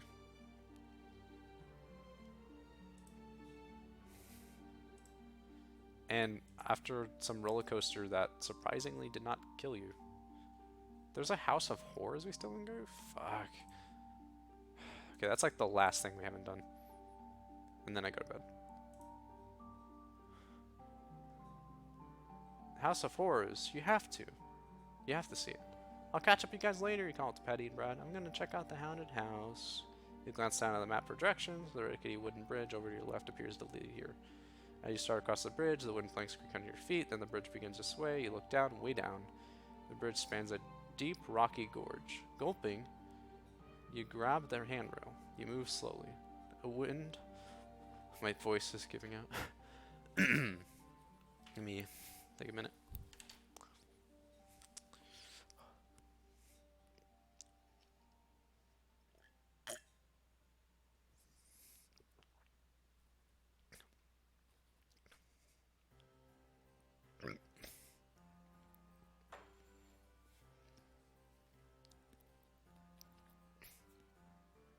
Is this how you get more sick after being sick? I think it is. Gulping, you grab the handrail. You move slowly. A strong wind blows up from the canyon below. The bridge is swaying widely now, tossing from side to side. A massive spear of lightning splits the sky. Thunder rumbles rumble so loudly you can jump and lose your balance. Help! You scream as you tumble right over the side and plunge towards the ragged rocks below. How can you save for yourself? You can make a grab for the side of the bridge or flap your arms and try to fly. I will try that. You're falling. You can't think of anything else to do, so you start flapping your arms like a bird. At that moment, a huge gust of air shoots up from under you and blows you back onto the bridge. Breathing hard, you run the rest of the way across the rickety span. When you reach the safety of the other side, you glance back and gasp, the bridge and the way beyond have vanished. Only a black void remains. Wow, awesome special effects, you cry out. But was your fall part of the special effects too? It didn't feel like it. Yeah, I mean, I would not have walked forward. I would have just walked back at that point, but you know, there was no option for that. You spin around to face the horror of horrors. House of Horrors. Whatever. Up close it appears really, really creepy. Apparently. Cobwebs droop down in the roof and eerie yellow lights go inside. Cool! Next to the house you can spot a sign that reads, Boat trip to nowhere. There are amazing speedboats that you can drive yourself. Wait, what? Hold on a second. Okay, there we go.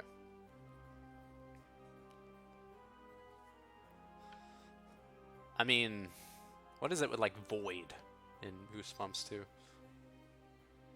And also House of Horror having speedboats?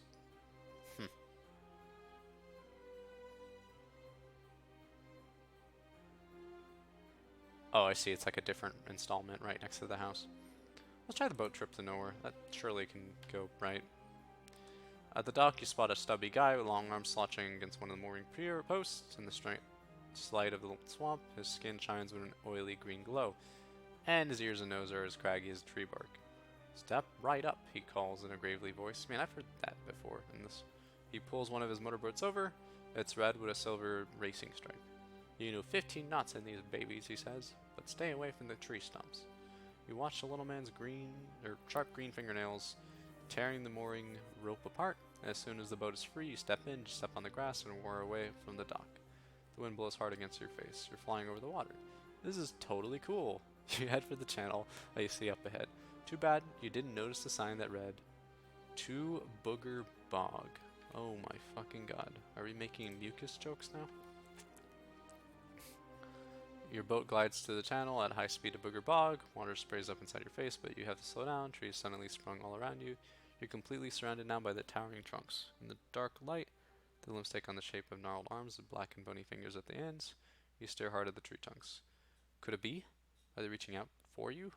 You slowly weave the boat toward the twisted trunks and branches. They've grown so thick here that you can barely pilot your boat through them. The trees rustle as they're whispering to each other. Their limbs begin to sway. As you glide carefully through the water, the leaves slap against your face. Slap, slap, slap. Your heart starts hammering away in your chest. This is really scary. Just how far is nowhere? You begin to wonder. Something swipes at your hair. What was that? It's a tree branch. Well, no shit. Grabbing at you, tugging at your hair. You can't break free.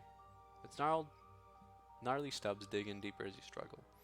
Suddenly, you feel something wrap itself around your arms. Then your legs, closing in tighter. You gaze down and see them.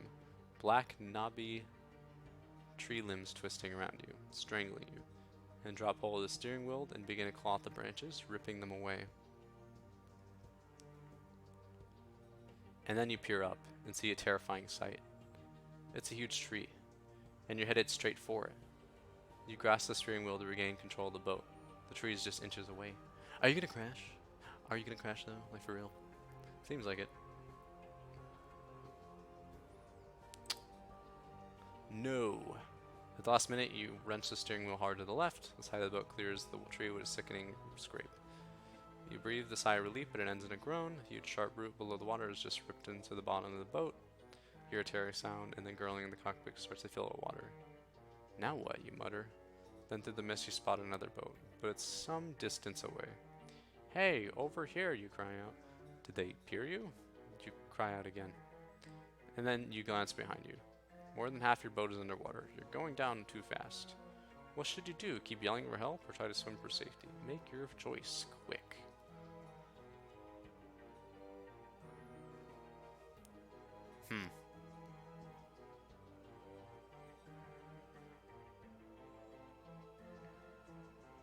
Yeah, probably swim. You leap out for the boat. The putrid brown water splashes into your mouth. Gross. You swim a few strokes, finding your knees scraping the bottom of the bog. The water here is less than a foot deep. Unbelievable. You're practically inches away from safety the entire time. That's actually hilarious. Slogging through the brown foam, you wade to shore. Your clothes are dripping wet. You smell like a sewer. Look back at the bright side. You remind yourself, at least you didn't go down with your boat. But your troubles aren't over yet. You're standing in a dank, eerie forest that surrounds the lake. Creepy echoes screech to the night mist, and you're totally lost. The wind starts to blow, shivering. You wrap your arms around your shoulders and wonder where your friends are and what they're doing. Then pow! Something black and furry swoops down at you. You duck your head, but it comes out at you again and again. A huge Tumblr poster. Bat, actually. You cover your head with your head with your hands and try to run into a thick grove of trees, but the bat circles in front of you and dies again. Stop it, you scream.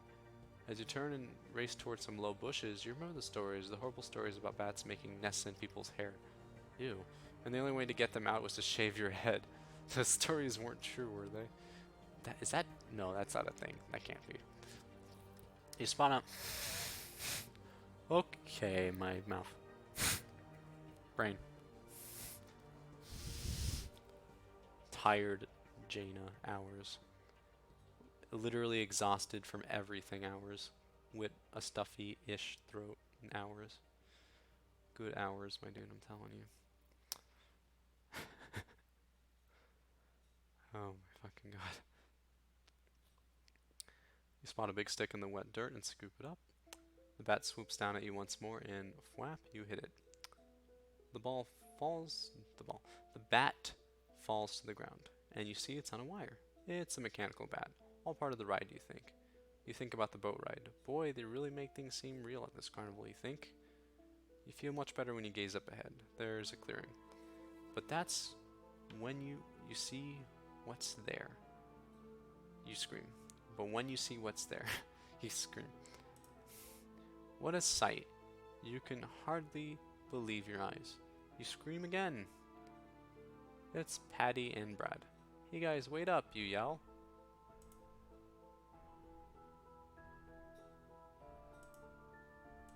And this goes back to the space coaster. What a shitty day you would have had if you had to go through the haunted mansion or the haunted thing by yourself, and then having to then go to the space thing, and then the Mountain King, and then you could go on a total of like 4 rides here. Holy shit. That's quite a few. I guess the bridge might count as one too. If you wait to be rescued, you die, presumably. Help, help over here, you scream, waving your arms wildly in the air. Hold on, a deep voice enters through the deep, heavy mist. The boy turns and speeds toward you. As it nears you, the voice calls out, jump, jump over. Jump, is he crazy? Can you really jump onto a moving boat? Boat is coming closer now, closer, closer. You stand up, bend your knees, you're about to jump, and the boat speeds right past you. But wait, it is circling back now in a nice slow approach. It glides up to you, and gigantic hands pull you into the boat. Huh, gigantic hands. You save me, you cry. You gaze up and gasp in surprise. The man in the other boat isn't a man. It's a monster with a drilling snout and rows of ragged teeth. Save you, the monster repeats. His eyes, red, light up. Save you? Good idea, he says. I won't eat you now. I'll save you for a midnight snack. The end. Burp. Burp, it's the end. Oh my god.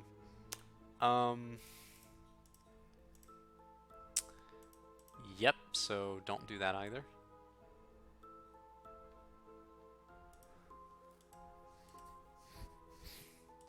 For apparently a boat trip to nowhere, you sure do go somewhere. Let's go to the House of Horrors, finally. You start up the brick path to the House of Horrors, suddenly someone sneaks behind you and taps on your shoulder, you spin around and jump back. Standing in front of you is a bony skeleton, not another one. And it talks. Don't go in here, the skeleton says, or you'll end up like me. You stare in terror at the hideous creatures, then you burst out laughing. Wow, you guys really want to make the haunted house totally creepy. This is going to be great. Creepy. This is going to be great, you say. You're still chuckling as you push open the giant oak doors of the House of Horrors. It swings back with a long, loud creak. You step inside and find yourself in a narrow hallway. The door slams shut behind you, and the hall turns darker than a starless night. I can't even see my hands, you exclaim. You stumble ahead slowly, pressing your palms against the walls to guide you. When will this tunnel end?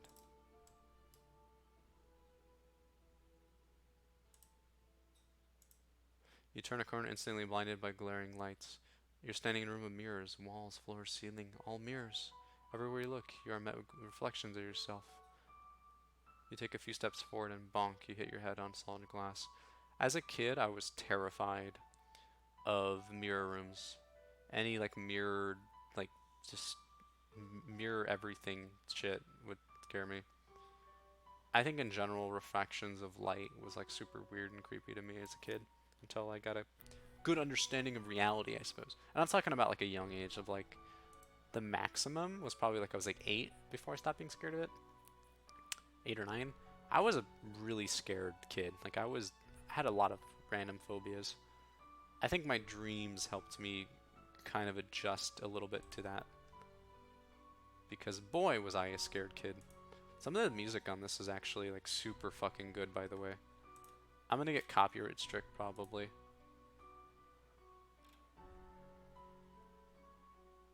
Seriously.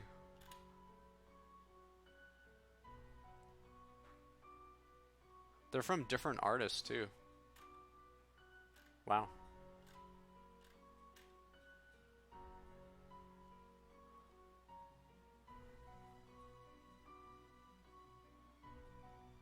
Dude, I know, right? Unfortunately, I'm nearing the very end of this. I've read almost everything, so, yeah. Rip. Sorry, friend. Anyway, I'm tired as fuck, too, okay? Anyway. Yeah, reflection of light. It's just scary. Maybe you can find the exit with your hands. Keeping your eyes shut, you walk until your palms hit against another glass wall. Then you hear a voice. Come this way, over here it calls. You walk toward the voice. Bonk. A solid wall again. Ah, yeah. Don't worry, I'll do more of these in the future. This is actually really fun. I saw it on Wikipedia, like all these stories, and I remember I read one of them in like middle school, and I was like, dude, this shit is lit. So I had to read it. Finally, your hands find an open doorway.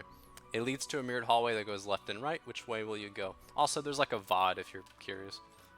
I fuck up early on, though. Oh, thank you. Yeah, you should. I fuck up early on, though. Like, I read the story wrong. So if you want to do it legitimately, probably just try it yourself legitimately first. It doesn't take that long. Probably 20 minutes to do, like, one path. Yeah, I know you meant VOD. Anyway. Which way will you go? I think I want to go right. As you stumble down the corridor to right, as you peer from side to side, you're met with hundreds of images of you. And you look pretty baffled and scared. Hey, I could use some help, you call out. Silence. You pound your fist against the wall. The wall starts to move for some reason. Just an inch or two closer to you. You take a step back, but the wall behind you is moving too. The walls are going to crush you. You're going to be crushed. The walls are closing in faster now. You throw your arms out and try to push them away. But it's hopeless. You're gonna be crushed like a bug. Dude, I get it. Jeez. You're stuck. You suck in a deep breath. It could be the last breath you take. The floor opens beneath your feet. You drop down. Down, down, down. A long, agonizing scream escapes from your throat as you tumble through space. And that's not the first time I made that song joke today. So these books do like to repeat words, I guess. Will you ever hit bottom? Incoming player, you hear a commanding voice shout. Stations, everybody. A layer of webbing catches you, like one of those nets trapeze artists uses. Gasping, unable to understand what's happening, you bounce up and down. You snap your head around to the right when you hear footsteps coming toward you. You're facing a short man with wrinkly skin and bloodshot eyes. Dude, there's so much content. His bushy black hair resembles a scoring pad, and from the looks of it, it probably feels like one too. His evil expression makes you cringe. But he's nothing compared to the things in back of him. Two 7-foot-tall monsters. One has blue horns and bulging red eyes. The other has scaly skin and an alligator snout that snaps open and closes as he eyes you. The trio all wear lab coats. And from the eager way they look at you, you realize that you are the lab rat. You struggle to escape from the net, but you're trapped in the webbing, like a fly in a spider's web. Welcome to my humble laboratory, the short man shouts. I am Frankenstone. Dr. Frankenstone. I shit you not. His name is Dr. Frankenstone. The mastermind who created the Carnival of Horrors. The Carnival of Horrors? You don't like the sound of that? This is extra lore. So we have lore about how to escape properly, like the way you're meant to, and like lore about like some of the like other stuff, I think, a little bit. But this is now lore about why the park exists, maybe? So that's kind of cool. Wait, whoops. 1 second. Yeah, he created... Okay. Dr. Stone... Dr. Stone extends a long bony hand to pull you from the net. When you peer into his face, his eyes roll up into his head. Pleased to meet you, he rumbles. Did he say pleased to meet you or pleased to eat you? You're not sure, and you don't want to hang around to find out. I've got to get out of here, you think. As the doctor lowers his hand a bit more, you wriggle your right foot free of the netting. If you give him one hard kick in the stomach, maybe you can make a run for the door. What about the monsters? Can you dodge them? Yeah, you change your mind. Wait, I'll play it cool until at least one of the beasts leave the room, you say to yourself. Then you change your mind again, actually. No, I'd make my escape now, I think. The doctor looms inches away. You're still not sure what to do. You better decide. Let's get the frick out of here, dude. The doctor leans over. He's so close now. His sour breath fills your nostrils. Then his fingertips brush your hand, and pow, your foot flies into his stomach.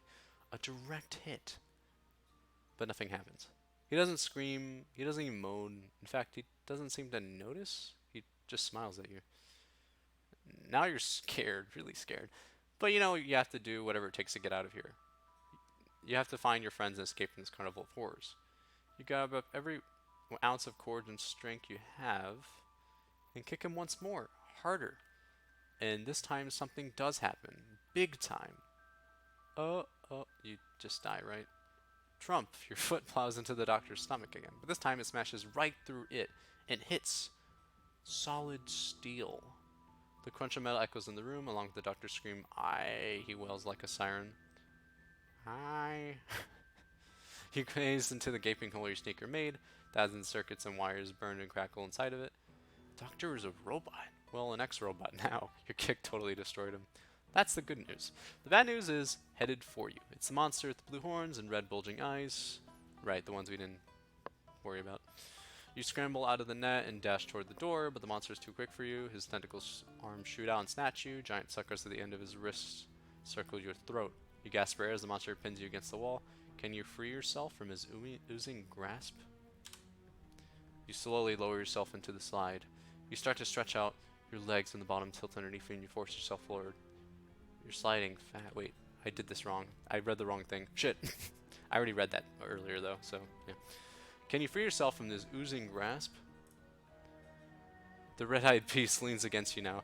There we go. Pressing you hard against the wall. Okay. Throat, please. Throat.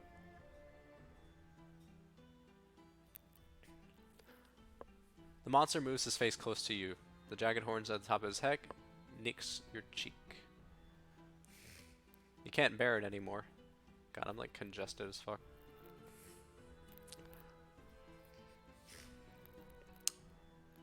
One second.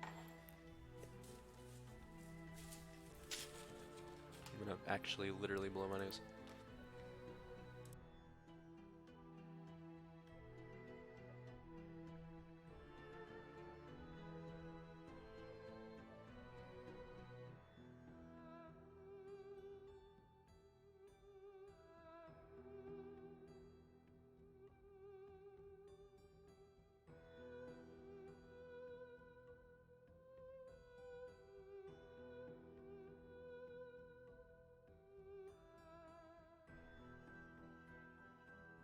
Oh!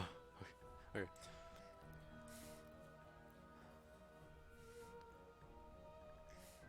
You can't bear it anymore. You bring your hand up with all your might and shove his head away from yours. As you watch in horror, the monster's head rolls off its neck. The head tumbles to the floor and lands at your feet. The eyes glance up at you and you notice his hideous lips moving. That hurt, the head said. That really... He never finishes. You've destroyed another robot. It's like fucking Terminator or some shit. Almost out of here, you whisper to yourself. Now all I have to do is slip by the crusty alligator snout creature guarding the door. That is an excellent use of crusty. Your robots are so tough, you say to him with her fake bravery. Or rather, they aren't tough. Oh, really? The scaly beast croaks. Well, maybe not. But that makes me think that I am a robot? Wait, no. But what makes you think that I am a robot? English language. The creature slides one step toward you with burning stare. Says, I am not a robot. I am not going to shut down. So don't bother with any of your silly human tricks. You stare at him. You study him hard. Is he lying? Is he a robot like the other two? Or could he be a lot more dangerous? Your knees begin to trouble when you think about never going home, never seeing your family and friends ever again. Tears start to sting in your eyes. Angry tears. No carnival, not even a carnival of horrors, is going to defeat you. You stare deeply into the evil eyes of the creature hovering before you. Robot, real monster. I'm gonna kick his fucking brains out. You're lying, you yell. You are a robot. You quickly reach up with both hands and tug at his head.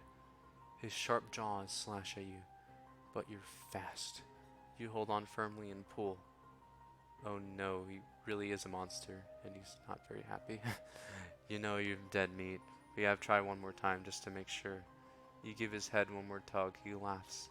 Then he gives your head a tug. Sorry, you were doing so well, but now you've gone and lost your head. The only way you'll be able to face the challenge of Carnival of Horrors now is to close the book and begin another day. At least then, you'll have a head start. Dude, can you not make a pun like that? Holy shit, that's rude as fuck. Rude pun. Extra rude pun. Okay, I mean, I got so motivated by, like, that speech last page about how, you know, like, my family and my friends are gonna fight, you know, but that's not it. If you think he's a real monster or something worse, stay cool. Something tells you that this monster is not a robot. This one's for real. Maybe it's the way he stares into your eyes, or maybe it's the rows and rows of razor-sharp teeth jutting from its mouth. You take a step back. He takes a step closer. A drop of his drool drips on your hand. It sizzles and burns. This is the end, you figure. You never escape the Carnival of Horrors. You never see your family, or Patty, or Brad again. The monster lifts its gigantic clawed hand, he waves it over your head, and you wait for the searing pain as it plunges down to strike you. But that's not what happens. The monster slowly lowers his hand and clutches at his own neck, and then pulls his own head off. And then when you discover what's underneath, you know you're still in big trouble. The eyes behind the alligator snout, those beady eyes, you should have recognized them before. It's Big Al. Hey, you did a great job here, he says warmly. You really got the stuff for the Carnival of Horrors. Thanks, you mumble, but I really have to go now. What's the rush, he asks, patting you on the shoulder. Aren't you having fun? Fun, you think. Crushed between solid walls, then attacked by a bulging-eyed monster. Fun? No, this isn't fun. This is weird. Oh yeah, it's been really great, but I really do have to get home, you stammer, so if you'll let me take me to wherever Patty and Brad are and show us the way out, we'll be going.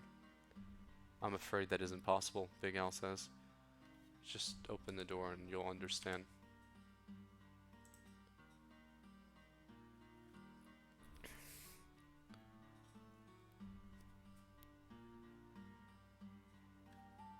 Interesting.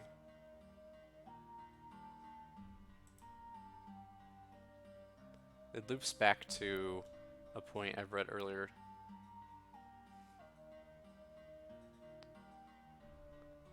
But I never thought that Al could have been part of this scene before, but I guess it is. I guess he could be, yeah.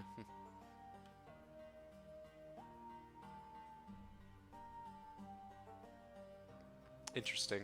Alright. And yeah, this is the scene, to be clear, with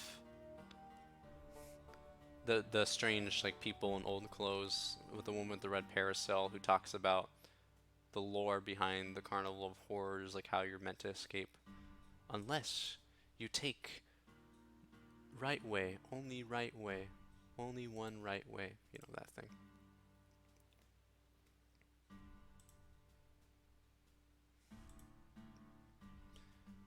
So, we're gonna try now, going back a bit. Let's wait for the monsters to leave. You can't take on both monsters, so you decide to wait until one of them leaves the room. You grab hold of Dr. Stone's hand. He's a lot stronger than he looks. With one small tug, he pulls you free of the web. Then he turns to the monsters. Okay, he barks, adjust the net. It's time to practice spiking. Spiking? What does he mean by that? The monsters leap up. They rub their hands together in evil delight. Then they untie the net and head to the back of the room, where two huge poles rest on the floor. I love this. You close your eyes and hope that when you open them, you see that this is all a dream. A really bad dream. But when you open your eyes, you know it's not a dream. No, it's a volleyball game. The net has been tied to the poles. And guess what position you play? That's right. You're the ball. Watch out for those two-handed spikes. They can be pretty painful. That's horrifying. Yeah, no, please no. I was always down for a good spike playing volleyball.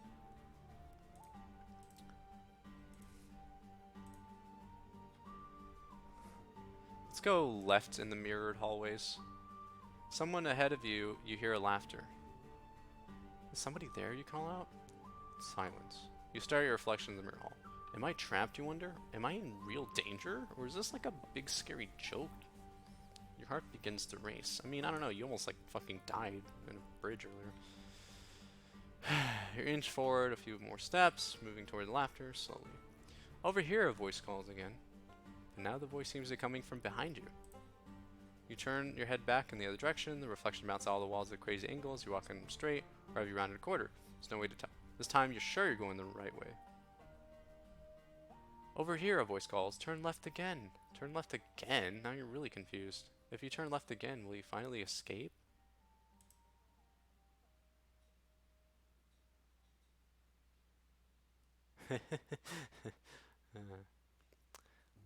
You turn left. Somewhere ahead of you, you hear laughter. Is somebody there, you call out? Silence. You stare at the reflections in the mirrored hall. Am I trapped, you wonder? Am I in real danger? Or is this a big scary joke? Your heart begins to race. You inch forward a few steps, moving towards laughter. Slowly. Over here, a voice calls again. But now the voice seems coming from behind you. You heard your head back in the other direction. Reflections bounce off the wall at crazy angles. Are you walking straight, or have you rounded a corner? There's no way to tell. So, yeah, you're just looping between two pages over and over. Infinite loop. This happened in the book I read in middle school, too. The only example that I remember of this series. But it was an entirely different context. I love the example of the mirrored hallways doing this. I kind of thought something like this might happen at some point in this series, or in this book.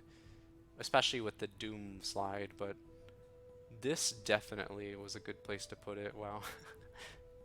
Just like infinite mirror torment. Trying to escape and feeling constant like anxiety. Brilliant. Pretty solid use, I'd say. It's a non-ending. Classic non-ending, but like terrifying non-ending. Okay. What am I missing? Did that. I think the only thing I can think of is this. We're gonna try to grab the side of the bridge and probably die. You're falling. Falling, everything passes as if you're You're falling, everything passes as if you're dropping in slow motion. Is this the end? Yes. That's weird. So, it's weird because it uses the end before a word, because yes comes after the end. And usually that's like never happened really. Maybe sometimes they like change it up a little bit, but Anyway. Falling, everything passes if you're dropping in slow motion. It's like what, you just like plummet to your death? Like you just face plant? Okay, I'm going to end the stream pretty soon, but I want to do one thing. I'm going to look at the actual website page for this.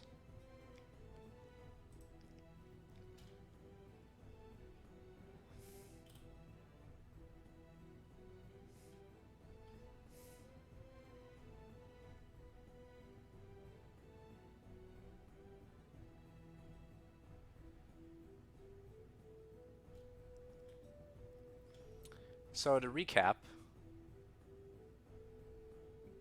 Patty and Brad get trapped in a reptile petting zoo. Yeah, so we did become Alligator's pet. We got the no chance ending on the wheel. We're taken out as a dummy for a space display.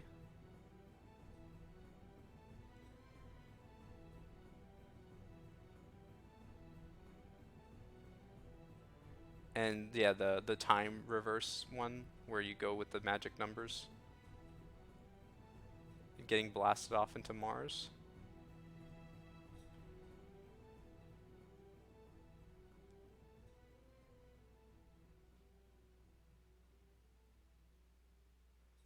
Oh, it says it's implied you fall forever. Is it really implied? I don't know about that. Age 46.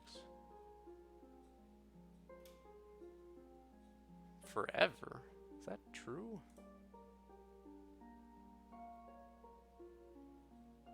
Everything passes as if you're dropping in slow motion. Is this the end? Yes. I mean, you could also just like splat. I don't see why slow motion has to mean it literally lasts forever. Interesting. Volleyball ending. Swamp monster ending. Riding forever on the doom slide for the rest of your natural life.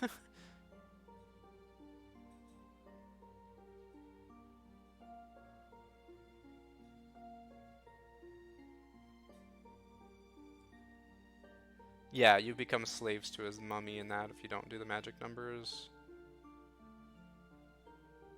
You get turned into a chicken if you do the wrong one. You drown in a log flume. You turn into a ghost. I don't remember this one. Okay, so I missed this one.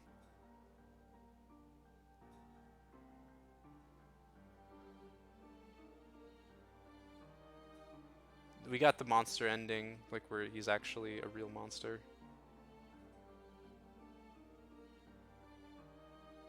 Wait, did we?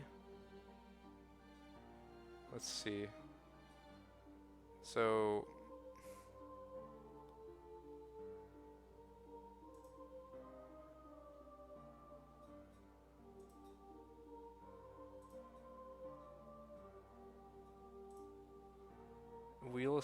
Wheel chance 4976.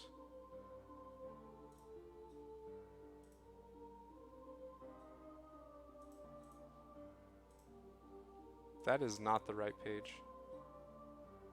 What the hell?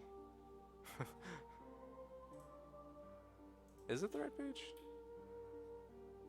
No.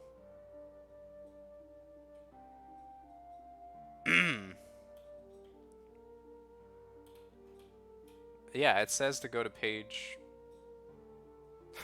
page 8, but that's the wrong page. Alright, cool.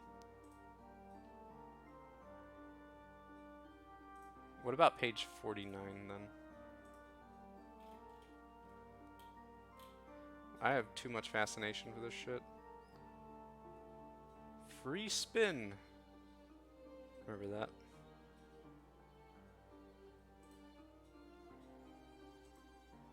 Oh, shit. This is if you win a chocolate bar. If you won a chocolate bar at one of the games of chance.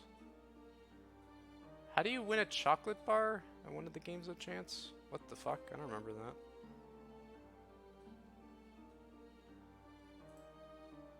Whatever. You dig deeper inside your pocket, you find a chocolate bar you won. Will the vulture go for it? Without warning, the bird starts his final approach, driving straight for the nest. You pull out the candy and wave frantically in front of him. Treat, treat, you holler. Those words make your dog at home go wild. Will it work for the vulture? Yes, he cracks open his skulls, just enough for you to wiggle loose. Then you're falling, you land on a giant trampoline. Fwing. Now you're going up again, higher this time. Now you're falling again. Fwing. You bounce up even higher this time. Every life has its up and downs, but it looks as if you'll be bouncing up and down forever. And boy, is it fun. And the end is repeated like 4 times in this one, which is funny. Yeah, the ending where you just get fucking flung into a wall was a highlight for me. Like, holy shit. That was brutal.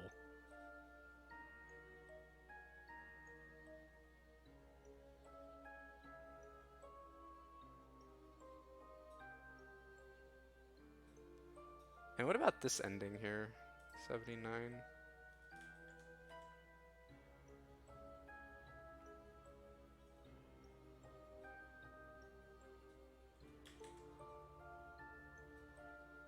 Yeah, that was the one where it was like, you'll have a head start. You know, it's kind of weird how they phrase it in this Wikipedia, though. Yeah, the monster, the midnight snack. Canon into outer space, because apparently we needed 2 space-related jokes in unrelated scenes. Right, Siamese triplets. Remember that? That was a pretty solid ending, too. Falling out of my nest to your death. That was my original ending. Just a very uneventful, oh, you fucking lucked out, you fucking die ending. That was just shit. That was my actual ending, though.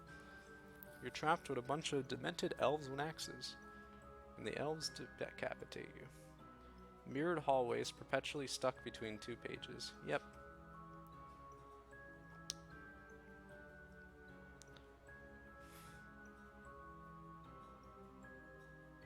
Yeah, and then there's the ending where we free everybody, but we're worried that they're gonna eat too much food at the house. The good endings, there's two of them. We saw them already.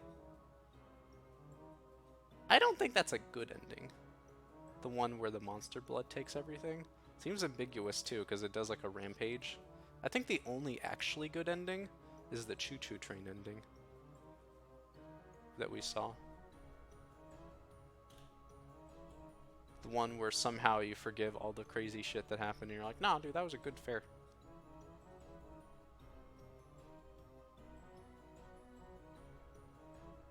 There's an ending that involves where you're stuck between turning two pages, unable to get out of the Hall of Mirrors. This is the only time give yourself Goosebumps an ending like this. That is not true. I literally read a book in middle school that was exactly the same shit from this series. That is literally false.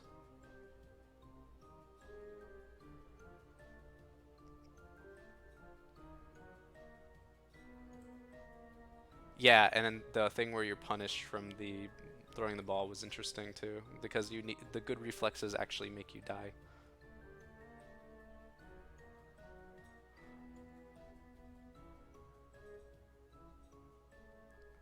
I guess it does reference Charlie and the Chocolate Factory, and of course Hall of the Mountain King. Yep.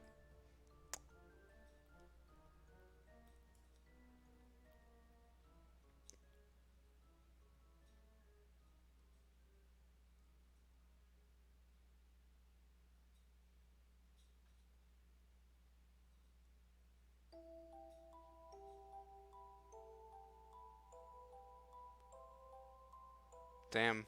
There's some trivia, I guess in the sequel to the Carnival of Horrors thing, that in the next one it's assumed that you do a little bit of the sideshow stuff, like with the freaks and the midway, as well as the rides, but it's actually impossible in this one. That is true. Huh. That's actually funny. And look at that, the snake lady actually appears in the Goosebumps film. What does she look like? I need to know immediately. Much less pretty than I thought she would. That's a damn shame. That is a damn shame. And she is known as Monster Number 15. She looks like a wrinkly mess. I'm gonna show you briefly what she looks like. Hold on. This is important. Very important image I have here. Look at this shit. I mean, she doesn't look too bad, but... Hey, I want to see the full sauce, please. Give me the full fucking sauce, dude. Yeah, yeah, there we go.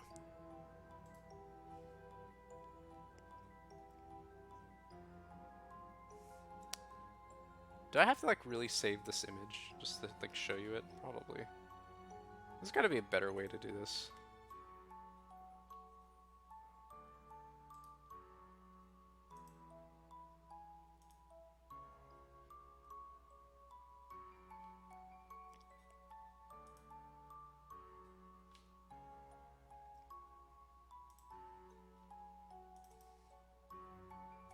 Of course, wrong image folder, as you do, naturally. Click, drag, drag, click. Huh. Look at this shit. This is Snake Woman right here.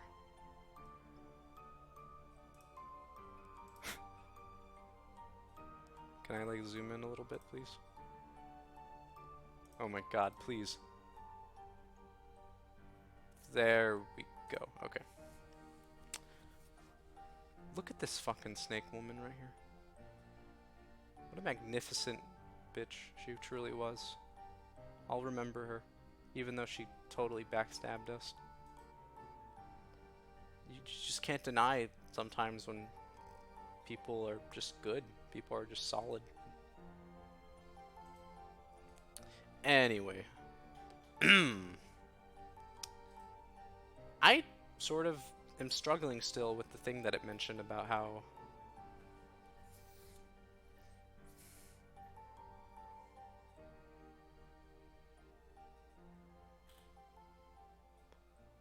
this is the only Give Yourself Goosebumps books that have an ending like this. Because that's not true?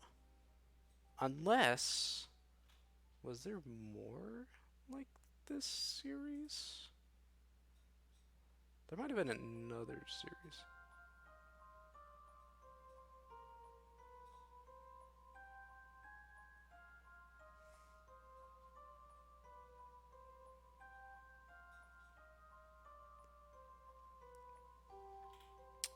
Huh.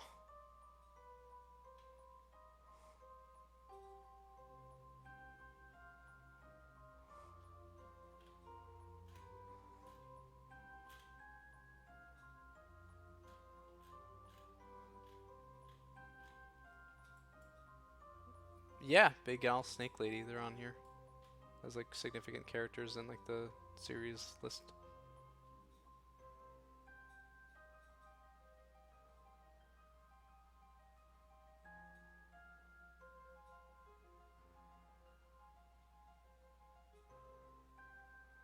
Um,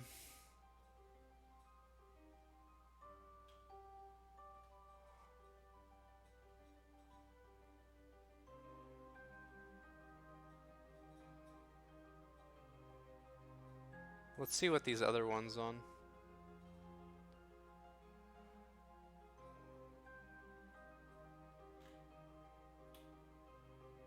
Okay, so there's like a short story collection.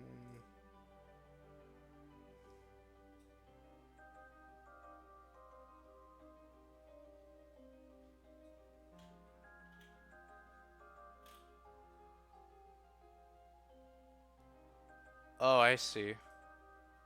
There's one that's like a weird version. Weird. I wonder if what I read wasn't even a Goosebumps book. Maybe it was like a weird parody or something.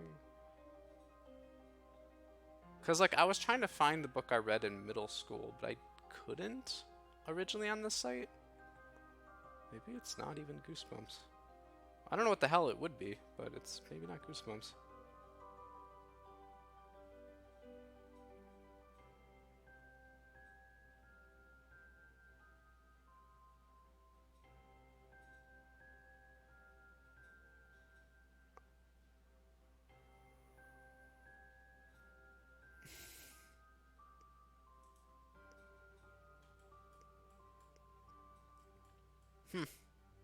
Guess I'll never know.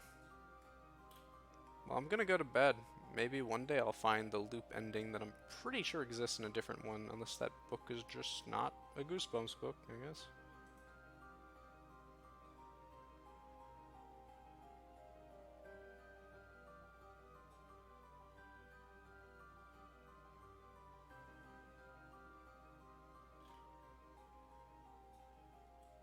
But yeah, take care, everybody. That was a lot of fun. My throat's tired, though, and I just need to fucking go to sleep. I have classes tomorrow. I'm not even kidding. Although, this was definitely worth the trouble, I would say. Good night.